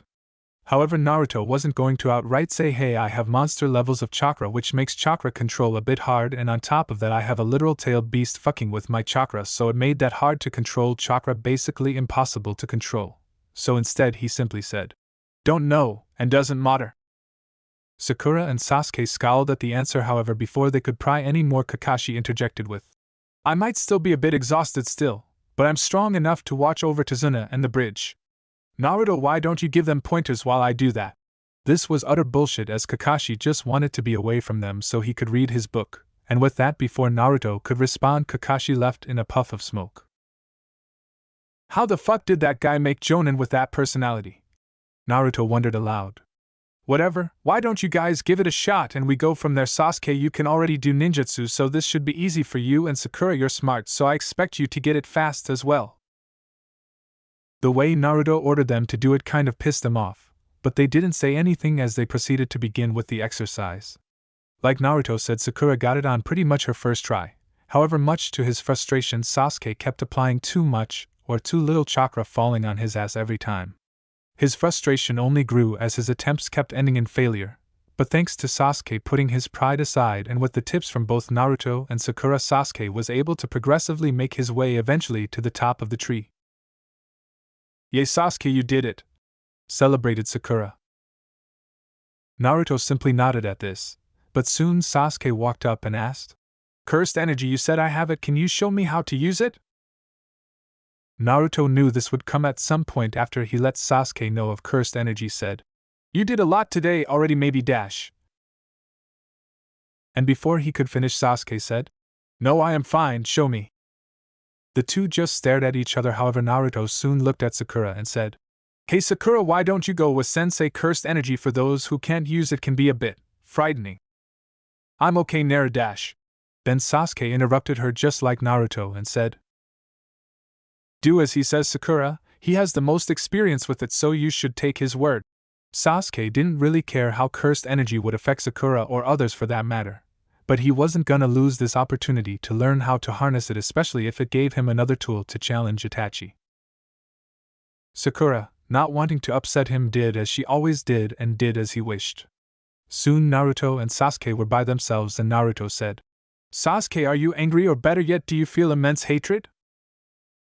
Naruto knew the answer to his question but asked nonetheless, which confused Sasuke. "Why do you ask?" Sasuke said. "Just answer," replied Naruto. Sasuke hesitated, wondering where this was going, but soon said, "Yes, it's all I really ever feel, anger and a burning hatred to a singular man, to the point all I wish for is his agonizing death by my own hands." Naruto smiled at this and said, "A bit edgy, but hey, you got the foundation of cursed energy down already." "Wait, what?" questioned a now confused Sasuke. "Your hatred and anger is cursed energy in a sense, and learning to control these negative emotions is how you learn to wield it as a weapon," Naruto explained, as this caught Sasuke's immediate attention, as he was now paying attention to every one of Naruto's words. "You made it very clear there is someone you hate with all your being, so I want you to manifest that anger, look for it within and call upon, just like I am now," said Naruto as he channeled cursed energy to his fist to provide Sasuke an example of what he meant. Sasuke studied the energy coming off of Naruto, and after he felt he had studied it enough, he focused. He remembered how Naruto explained how cursed energy worked, and he decided to bring himself back mentally to the worst day of his life. Sasuke was now deep in thought. He remembered his confusion as the smell of blood filled the air, and how that confusion soon turned into panic coupled with fear as he saw the gore-filled streets littered with the slain bodies of his clansmen. Then he entered his family home and saw a sight that will haunt him till the day he dies. This is when Sasuke had become enthralled in his thoughts, as he now received mental flashes. "Thump. To test my strength," said Itachi. "Thump. Manjiki Sharingan." Itachi followed as Sasuke remembered all the horrors Itachi forced him to witness by placing him under a powerful genjutsu, providing him details of how he slaughtered the clan and their own parents. Sasuke was beginning to hyperventilate, and Naruto contemplated helping him but stopped himself, sensing Sasuke's cursed energy was bubbling to the surface. Thump. Sasuke recalled collapsing to his knees and vomiting as Itachi said something he will never forget. "You are not worth killing." Thump. Sasuke was at his breaking point mentally, however his mind mentally flashed to a memory he could not recall as what appeared to be his hand reached out to a crying and fearful girl wearing a blue and white school uniform, and as she was about to take his hand, a loud bang could be heard as some projectile made impact with the girl's head, instantly killing her. "H, screamed Sasuke as he went into a feral state due to panic and fear as cursed energy formed around his fist as he attempted to attack Naruto, who quickly activated his Limitless and stepped out of the way of Sasuke's cursed energy enhanced strike as the strike made contact with a tree, completely shattering it. Naruto could have just stood there with his technique activated, as Sasuke's very telegraphed attack wouldn't have even made contact with him, or anything else for that matter, but Naruto wanted to see just what Sasuke was capable of with cursed energy. Well damn, said Naruto as he observed the aftermath of Sasuke's punch, as he could now almost guarantee that aside from him Sasuke had the highest cursed energy levels in comparison to anyone else he ever met, including Hinata. Sasuke could not register what Naruto had just said as he looked to be out of it mentally, much to the concern of Naruto. Yo Earth to Sasuke, you alright? Naruto asked as he walked over to Sasuke, placing a hand on his shoulder and shaking him out of his self-induced trance. Sasuke was now mentally back to reality, but he still seemed a bit off. With that he looked at Naruto and simply said, I need to be alone. And with that Sasuke left back to Tazuna's house, much to the confusion of Naruto. Damn, maybe that wasn't the best idea, Naruto said to himself, as he decided to leave Sasuke to his own devices, as he obviously needed to handle whatever mental turmoil was going on with himself, with a silver lining to this being Sasuke could now call upon cursed energy. Therefore Naruto decided to train himself, working on chakra control and thinking up new applications for cursed energy, which he did all through the night. Next day. Naruto was currently leaning against a tree and appeared to be deep in sleep. A figure approached the boy and said figure wore a pink dress, had long black hair, and a feminine figure. Said person was Haku, and he contemplated pulling out a kunai to slit the boy's throat, but as he reached for it he stopped himself and shook his head, obviously disagreeing with the action he was about to commit. Naruto had sensed and saw the person a good while ago, but wanted to see what they would do. As he observed the person, he saw them reaching for their kunai and activated his limitless. Much to his relief, the figure stopped himself, as he didn't want to hurt what he thought to be a beautiful girl, and said, much to the shock of the person in front of him, You know it's impolite to sneak up on someone. Haku, startled by this, jumped back on guard but quickly composed himself and said, My apologies, I simply wished to retrieve the herbs next to you as my friend is hurt. Ah, I see, well let me help you collect them, said Naruto as they both began to collect the herbs and talk about their lives and stances on life, obviously not in too much detail, but enough to not make the interaction awkward. Soon they were done collecting all the herbs as Haku spoke and said, Thank you Naruto, and it was a pleasure meeting you. No worries, who wouldn't want to help a beautiful lady? Said Naruto. Haku just smiled and walked off, but they soon stopped and spoke, catching Naruto's attention, saying, By the way, I'm a boy. This caught Naruto completely off guard as he just stood there completely baffled. Haku giggled at this and continued to walk away as Naruto soon gained his bearings and said, Well, that's something, well take care of Zabuza and tell him see you soon. And Naruto flashed away after saying this as a dozen Saban soon stabbed into the tree where he once stood. Naruto had flashed away with cursed energy near Tazuna's house after his interaction with Haku. He made his way to the house and as he did so he said aloud, Well, he'd definitely be Hikari's type. With a chuckle. However, after saying this he stopped mid-step and thought to himself, Wait, who the hell is Hikari? #Tazuna's house #. Naruto had entered the home of Tazuna and found both Kakashi and Sakura trying to talk to Sasuke, who appeared to have a glazed look in his eyes. Sakura noticed Naruto and rushed over to him and spoke to him in an accusatory tone. What did you do to him? He was fine just before I left, and when we came back we found him just roaming near the forest, and he's been a zombie ever since. Naruto defended himself by saying, Calm down, I didn't do anything aside from helping him wield his cursed energy, and to use it you need to call upon negative emotions and memories, and I'm assuming the memories he saw triggered him. Kakashi took note of this and said, You should have waited for me to do that, Naruto. I at least could have helped him cope with whatever he saw. Kakashi said, knowing what Sasuke likely recalled mentally. Naruto was too prideful to outright say sorry, but he then said, I'll do that next time. Kakashi sighed at this and Sakura glared at Naruto, blaming him for Sasuke's condition, then went over to Sasuke and placed a hand on his shoulder to comfort him. However, before she could say anything, Sasuke lashed out and said, Don't touch me, you fucking monkey. This outburst shocked and confused everyone, including Sasuke himself, who got up and went to bed not knowing how to even explain this outburst. Everyone just stared at him awkwardly as he went upstairs, and when he was out of sight Kakashi looked back at Naruto, who said, Details now. With that, Naruto explained everything that happened with Sasuke in detail, not expecting him to be in this bad a condition mentally, as even if he wouldn't outright say sorry he did feel bad. After explaining everything in detail, they all agreed to give Sasuke space as Naruto also explained what he learned about Zabuza and Haku as they made plans to deal with them.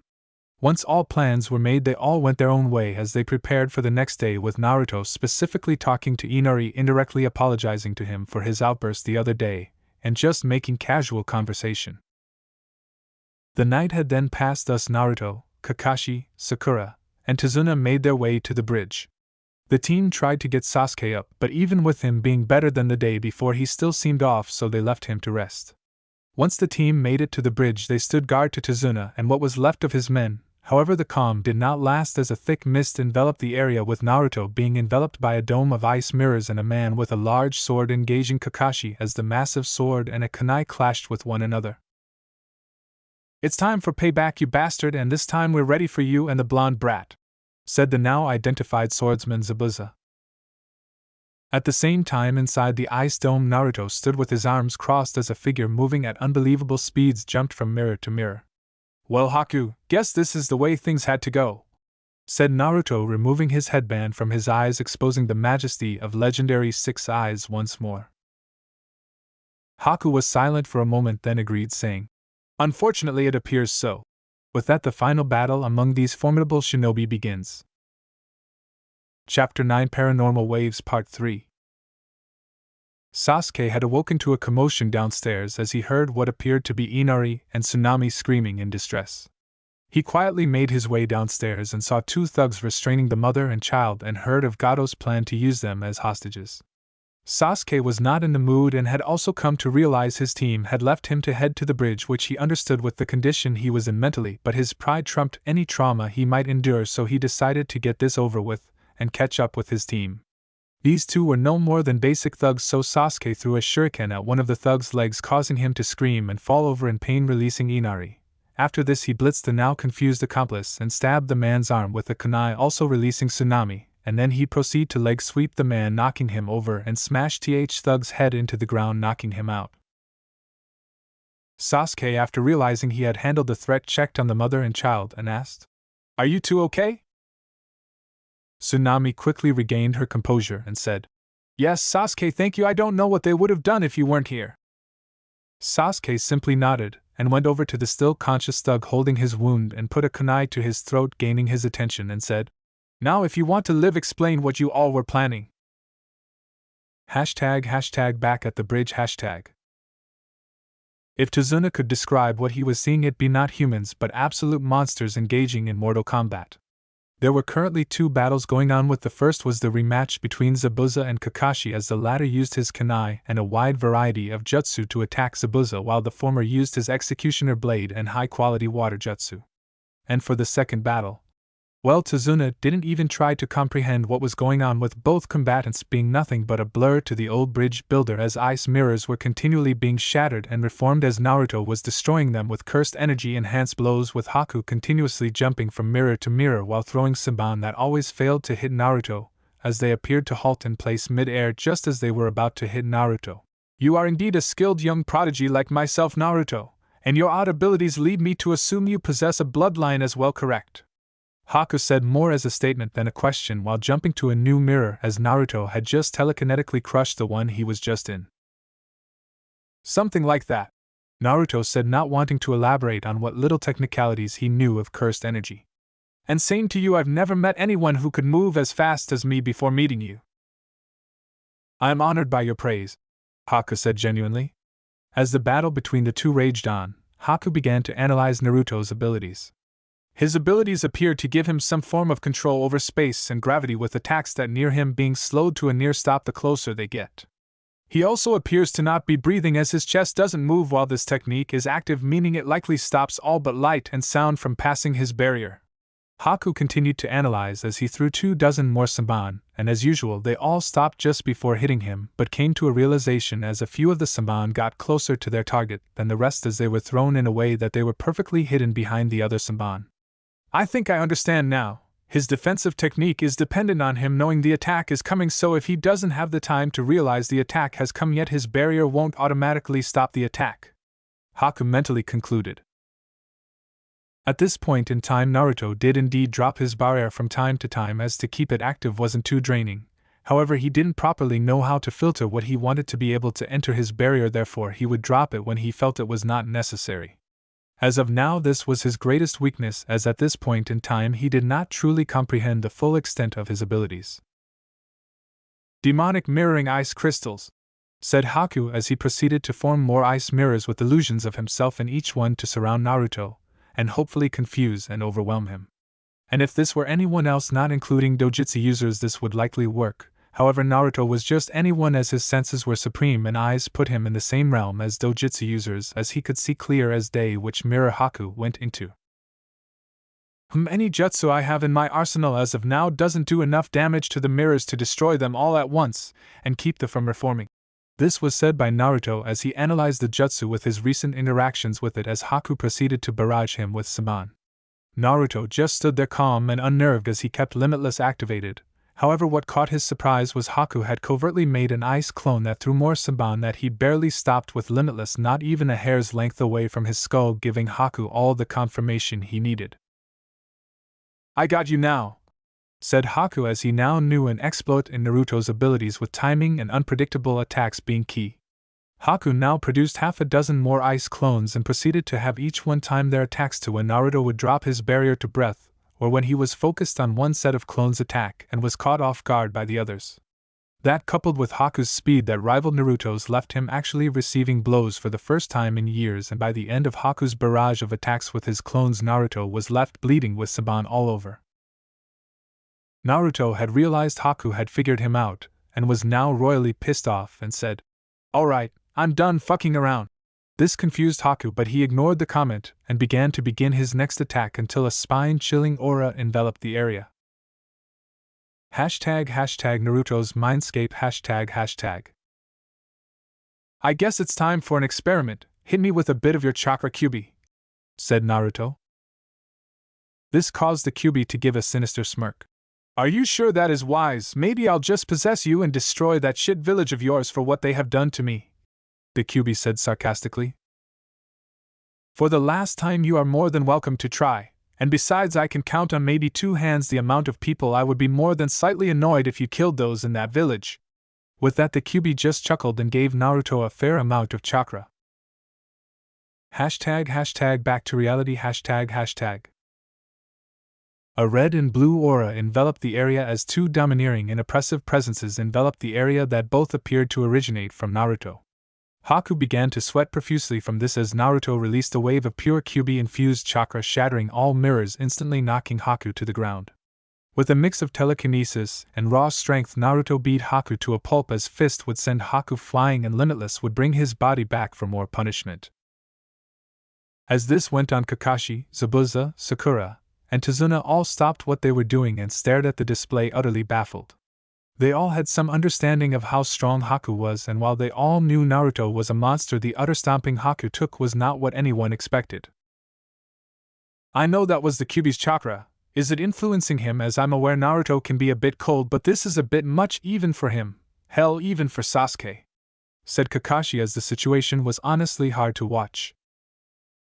Zabuza was at first frightened by the Biju chakra, sensing something similar to it from the man who ruined his life and village, but now all he felt was pure rage as his protege was being beaten to a bloody pulp. He dropped his battle with Kakashi to attack Naruto and save Haku, but was stopped as a half a dozen summoned ninja dogs bit into him, holding him place, all courtesy of Kakashi. And they call me a demon, said Zabuza in a pained groan. Naruto soon threw another punch that sent Haku flying, who was then left incapacitated on the ground, unable to move. Naruto honestly didn't need the Kyuubi's chakra, but he was pissed off and wanted to start utilizing it anyways. And Naruto was at least grateful to Haku, as this fight showed him there were flaws in his technique he needed to fix. Naruto made his way to the now defenseless Haku, who slowly turned to him and said, "Kill me, Naruto. I have failed as a tool to my master, and he will likely be the cause of his death by your team's hands." Naruto gave a half-disgusted, half-weirded-out look and said with complete seriousness, "What the fuck, man? You both are out of commission. What's the point in killing you, especially when you obviously had no desire to fight, as this was nothing more than a job to you? Even so, I am a broken tool and—" Before Haku could finish, Naruto interrupted him and said, Okay, this is just getting weird. Why do you see yourself that way? You're strong as hell, and while being loyal is fine, you're still your own person. Haku just gave a sad smile and began to explain the tragic story that was his life. As Haku began to go into more detail, he could understand why he had so much obsession and loyalty towards Zabuza. He also hated to say it, but he could oddly relate to Haku, as their experience and treatment from their own villages was very alike, even if for different reasons, as he now felt a bit bad for beating the living shit out of Haku. Once Haku had explained his past, Naruto began to think on everything he learned and spoke, saying, "Listen man, I get it, my life for reasons different from yours left me ostracized as well, and the people who helped me will always have my eternal gratitude. But with that being said, they will never own me just for helping, as they did out of the kindness in their hearts, not because they expect anything. If that Zabuza guy sees you as only a tool and not even at least a comrade after this long, then you're serving the wrong guy." "What do you know, brat?" said Zabuza. "Without me he would be a corpse disregarded by the world as nothing more than trash. He belongs to me and is mine to command, as everything I do is for him and people like him," Zabuza explained as he was still being held down by Kakashi's summons. Naruto turned to him and said, "What do you mean?" Zabuza glared at Naruto but then gave a deep breath and said, "Are you aware of the civil war in Kiri and why it happened?" asked Zabuza as he noticed Naruto giving him a questioning look indicating he was not aware, or at least not fully so. He continued, "The war started after the third Mizukage for some reason went bat crazy and called for the eradication of all with bloodlines. As you know, Haku is an example of what would happen to those with bloodlines, and I may be a ruthless killer, but I could not stand for the senseless murder of my fellow countrymen. That is why I essentially whore myself and Haku out to scum like Gato to attain enough funds to aid the rebels of the civil war and liberate my village from that tyrant Yugura. So yes, I need him to continue being my tool for the time being, as only with him by my side can we save Kiri and give him and other bloodline users the life they deserve." Haku stared wide-eyed at Zabuza with tears forming, as it had now dawned on him Zabuza did all this for him and others like him. Naruto stood with newfound respect for Zabuza. Same went for Kakashi and the rest of those on the bridge. However, before anyone could speak, a voice could be heard as a large crowd of thugs arrived at the bridge led by Gato. "Who knew the demon had a heart?" "Gato, what the fuck are you doing here?" grumbled Zabuza. "Making sure your sorry ass dies, as your prices just aren't to my liking." With a snap of his fingers, emerging from the crowd, a squad of 10 masked shinobi landed besides Gato, all appearing umbu hailing from Kiri. "As you see, I did some digging, and with how wanted you are with these guys, that sword on your back, and that Kekei Genkai or whatever boy toy of yours, Kiri was more than willing to send some of their best to take you out free of charge. Hell, they even said they'd take out that old bastard Tazuna, as they are one of my top clients, and know if my business suffers they will take a hit themselves." "Bastard," growled both Zabuza and Haku. Kakashi then stepped up and said, "Kiri, this is a Konoha-sanctioned mission, and interfering will come retaliation from the Leaf. We were hired just as you were, copy ninja, and just as you we will complete our mission, so you and your team can either leave or die," warned one of the Kiri umbu. Kakashi then released his hounds and assisted Zabuza in standing and said, "It seems we are on the same side now." With that, Zabuza nodded, grabbing his blade as Kakashi and Naruto stood beside him, with Naruto making a shadow clone to take Haku to Sakura and Tazuna a safe distance away, as he was in no condition to fight. At the same time, a black blur landed beside them as Sasuke Uchiha had finally arrived. "Sorry I'm late, I had to get information from the thugs Gato sent over to take Tazuna's family hostage. It seems Kiri just arrived then." This caught Tazuna's attention as he said, "What? Tsunami and Inari are they all right?" "They're fine," he said dismissively. Tazuna sighed in relief at this and proceeded to step further away from the battlefield. Naruto turned to Sasuke and said, "Are you okay to be here?" "Oh, I'm more than fine, I just needed some time to process everything. Besides, you've helped me more than you can imagine, as on top of unlocking my cursed energy, I also realized I unlocked something else," said Sasuke with a cocky smirk as his eyes flared and 2 Sharingan appeared, with them being 2 Tomo in one eye and 3 in the other.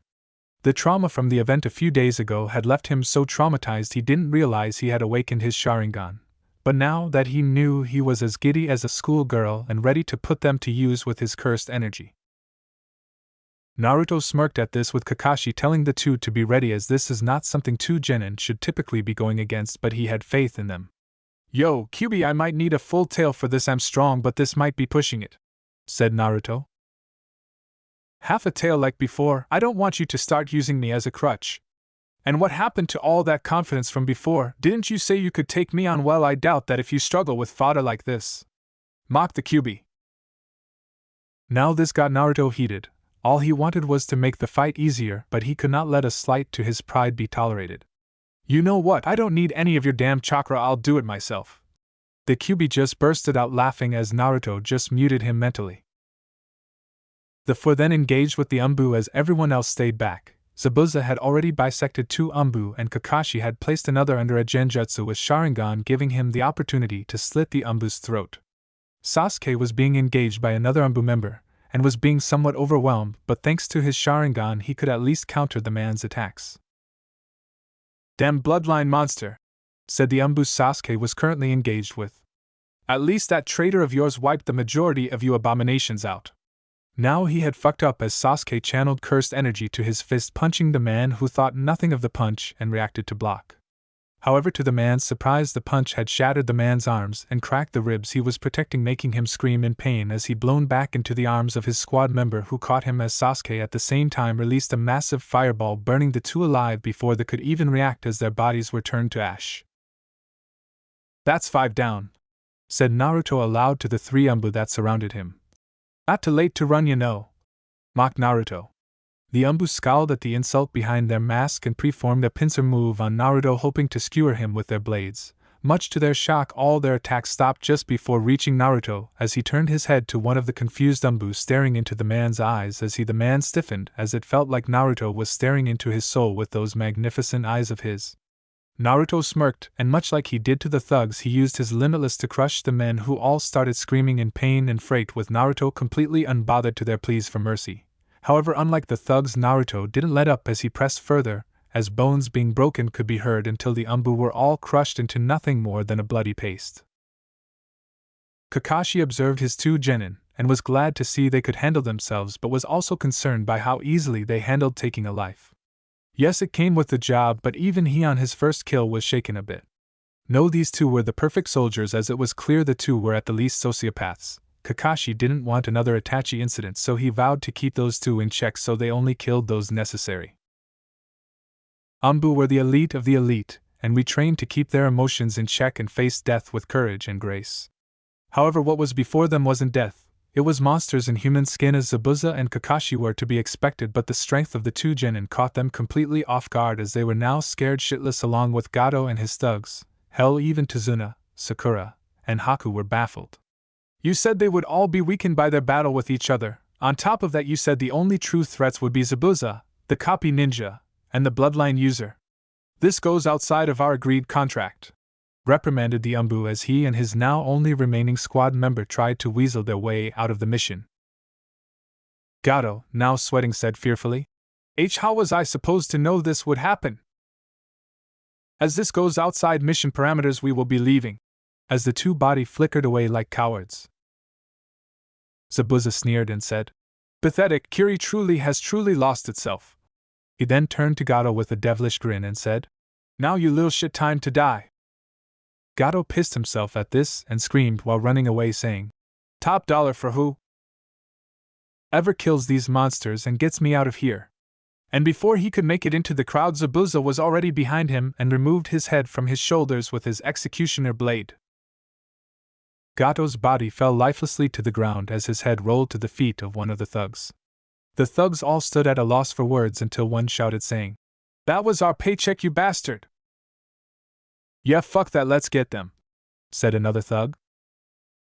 There's over 100 of us, they can't take us all, followed another. As the thugs were building the courage to attack, Naruto began to laugh, which shut them all up and put all attention on him. This caught the thugs off guard as they said, What's so funny, you little fuck? Naruto, in between breaths while laughing, was finally able to form a sentence and said, Who the hell do you think you are? You think you all, a whole bunch of thugs with shovels and makeshift weapons, are gonna do anything to us? But if you think numbers are on your side, then you're out of luck. As while saying this, Naruto formed a hand sign conjuring 50 shadow clones of himself, deflating their confidence instantly. Oh, and I heard the shit you bastards did, so you're all dead, as stains such as yourselves gone would leave this world better off. Sasuke also stepped and said to Naruto, "Don't hog all the fun." With that, the two smirked as they both released two devastating jutsu. Multi-shadow shuriken jutsu, said Naruto as hundreds of shuriken flew into one half of the crowd. Fire-style great fireball jutsu, said Sasuke as an enormous fireball flew into the other half. Screams filled the area as left in the wake of the two genins' attack was a sea of death, as bodies were left either shredded or burnt to a crisp, with the lucky survivor being scattered here or there. Kakashi sighed even more at this, knowing he really had to keep these two in check, as this was overkill even to shinobi standards. Screams could be heard behind them as the villagers had just arrived to assist the leave shinobi at the insistence of Inari, but nobody could expect to see this, as many vomited at the sight in front of them. Sakura and Tazuna had glazed look in their eyes as they already reached their mental breaking point when the Anbu had been slain. After everyone got their bearing, the realization dawned upon everyone that they were finally free, as cheers and celebrations soon replaced the somber tone on the bridge. Clean-up of the bridge was now underway as they prepared for its completion, with Tazuna and the shinobi stepped away to discuss what was next. Tazuna. "Sakura, are you okay?" asked Kakashi. The two were still a bit shaken, but they both nodded in affirmation, with Tazuna saying, "Yeah, but damn you shinobi scare me. You would think Kami themself came down and unleashed divine punishment with the shit y'all pulled." Sakura also followed by saying, "I just see where I need to grow compared to the rest of you, as I now truly comprehend what the job comes with." The shaking in her voice noticed by Kakashi. Kakashi simply nodded and turned to Zabuza and Haku, with the latter leading in the former for support, saying, "Now what will you do?" "First, I'm raiding that fucker Gato's vault. You and the old man are welcome to come, as I'm sure split 3 ways I will have enough to help fund the rebellion. You can receive your mission payment, as I know this broke-ass village doesn't have enough to pay for this kind of mission, and this village will have the funds to jumpstart their economy again," explained Zabuza. Tazuna quickly perked up and said, "Oh hell yeah! That kid or subordinate of yours can rest and recover at my place while we do that, and the bridge won't be done for another week, so you are all still welcome at my place, including you 2-inch," Tazuna said, pointing to Zabuza and Haku, who both nodded in appreciation. "Understood," said Kakashi as he turned to his team. "You all take Haku back to the house and help bandage him up. Also, Naruto, if I remember, you have some heritage to look into." Naruto perked up and nodded at this, as Sasuke and Sakura were confused by the statement. Tazuna also picked up on this, and remembering the kid's last name was Uzumaki, said, "The place you're looking for is half a day's travel east, but you being a shinobi, I say you would probably get there in a few hours if that." Naruto nodded in appreciation and turned to Sasuke and Sakura and said, "Let's get Haku to the house." #Tazuna's house. Team 7 had just arrived at Tazuna's house and bandaged up Haku. Once they finished, Naruto got up and said he would be back. "Where are you going?" asked Sakura. "As Sensei said, to look into my heritage." Sakura, realizing he was talking about clan business, she immediately backed off, with Sasuke just staring and Haku ignoring them, minding his business. With that, Naruto made his way to the Uzumaki ruins. #4 hours later, Uzumaki ruins. Naruto was nervous as he had just arrived at his once great clan's former home. As he was approaching the now destroyed land bridge, he stopped, now annoyed, as he noticed a few hours back with his eyes a figure was tailing him. "Come out, Sasuke, I know you're there." With that, Sasuke stepped out of the forest and said, "How long did you know?" "An hour after I left I saw and sensed you tailing me. Now why are you here?" Naruto demanded. Sasuke released a deep sigh and said, "I need to understand you and how you're so strong, and understanding your clan can help with that. Also, that fact that you have hinted that your clan has knowledge on cursed energy, and while I will respect your clan's information and even specific techniques with cursed energy, I do ask you share the concept of cursed energy with that you learn." Naruto stared at Sasuke for almost a minute. He then sighed to himself and said, "Don't get in my way." And with that, Sasuke smirked and followed Naruto. The two made their way into the village, and what they saw was baffling. Blood stains residue could still be seen, and skeletons of both Uzumaki and their attackers littered the village. Naruto gritted his teeth at this, while Sasuke just looked at Naruto with empathy, knowing what it felt like to see the corpses of your slaughtered clan members. However, he stayed silent, knowing it wasn't his place to say anything. The two finally reached the center of the village, and what they found astonished them, as there stood a large building obviously protected by seals, as it stood fully intact and pristine like it was built yesterday. By the charred ground and damages surrounding the building, it appeared the invaders tried to forcefully enter but to avail, so they likely cut their losses and left. "That's a blood seal, right?" asked Sasuke. "Yes," Naruto replied. "Can you open it?" said Sasuke. Naruto didn't respond and simply cut his hand and placed it on the seal. After doing so, Naruto and Sasuke were almost teleported inside, showing that the door did not open but transported those using the seal inside. And when they landed inside, they saw the bodies of slain invaders lying at the entrance, insinuating anyone who tried to enter using the blood of an unwilling Uzumaki would be killed instantly upon arrival by guardians inside, whose skeletons could be seen sitting in chairs accepting their fates, making the building their tomb. What this showed the two was the Uzumakis were grade A badasses who were not to be taken lightly. After getting over their shock, the two made it to the library, and in terms of fuinjutsu, this place was a gold mine to Naruto, as he made shadow clones collect all books they found valuable, as they would all greatly assist his studies and advancement in the art. Sasuke also started looking around until he found a large scroll in a case he could not read. He tried, but the scroll just looked like scribbles, as he gave up and said, "Dobe, what the hell is this? I can't read it." Naruto walked over and said, "What are you talking about?" "It says the history behind the Gojo clan and 6 eyes," Naruto said, hoping Sasuke wasn't illiterate. "What? It's literally just scribbles," argued Sasuke before something clicked for him. "The scroll is like the Uchiha stone tablet, as only you and your eyes can read them." "Okay, now you lost me," Naruto said in a deadpan tone.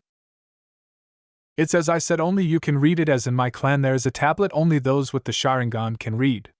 This scroll works the same for you, as only those with what assume the 6 eyes your eyes can read. They might also explain more about cursed energy and your abilities, as you said your eyes utilize cursed energy rather than chakra," theorized Sasuke. Naruto, now intrigued, grabbed the scroll. However, before reading, he spoke to Sasuke and said, "I've collected enough to better understand the Uzumaki and my roots, and I don't think I can be in this village longer. It's hard seeing the state my clan's home was left in." Sasuke nodded at this as he and Naruto left, with his clones dispersing after storing the fuinjutsu and Uzumaki history scrolls into one large storage scroll Naruto found lying around. Village gates. Naruto and Sasuke were now staring at the scroll, with Naruto showing clear hesitation to read it. Sasuke, noticing this, placed a hand on Naruto's shoulder and told him, "There is no rush, Naruto. We can always read it back in Konoha." Naruto, hearing this, built the courage and said to Sasuke, "No, I finally made it here and should go all the way. Besides, we both have reasons to get stronger, and we have to keep our momentum going." Naruto then opened the scroll and read it as Sasuke listened to Naruto reading what was written.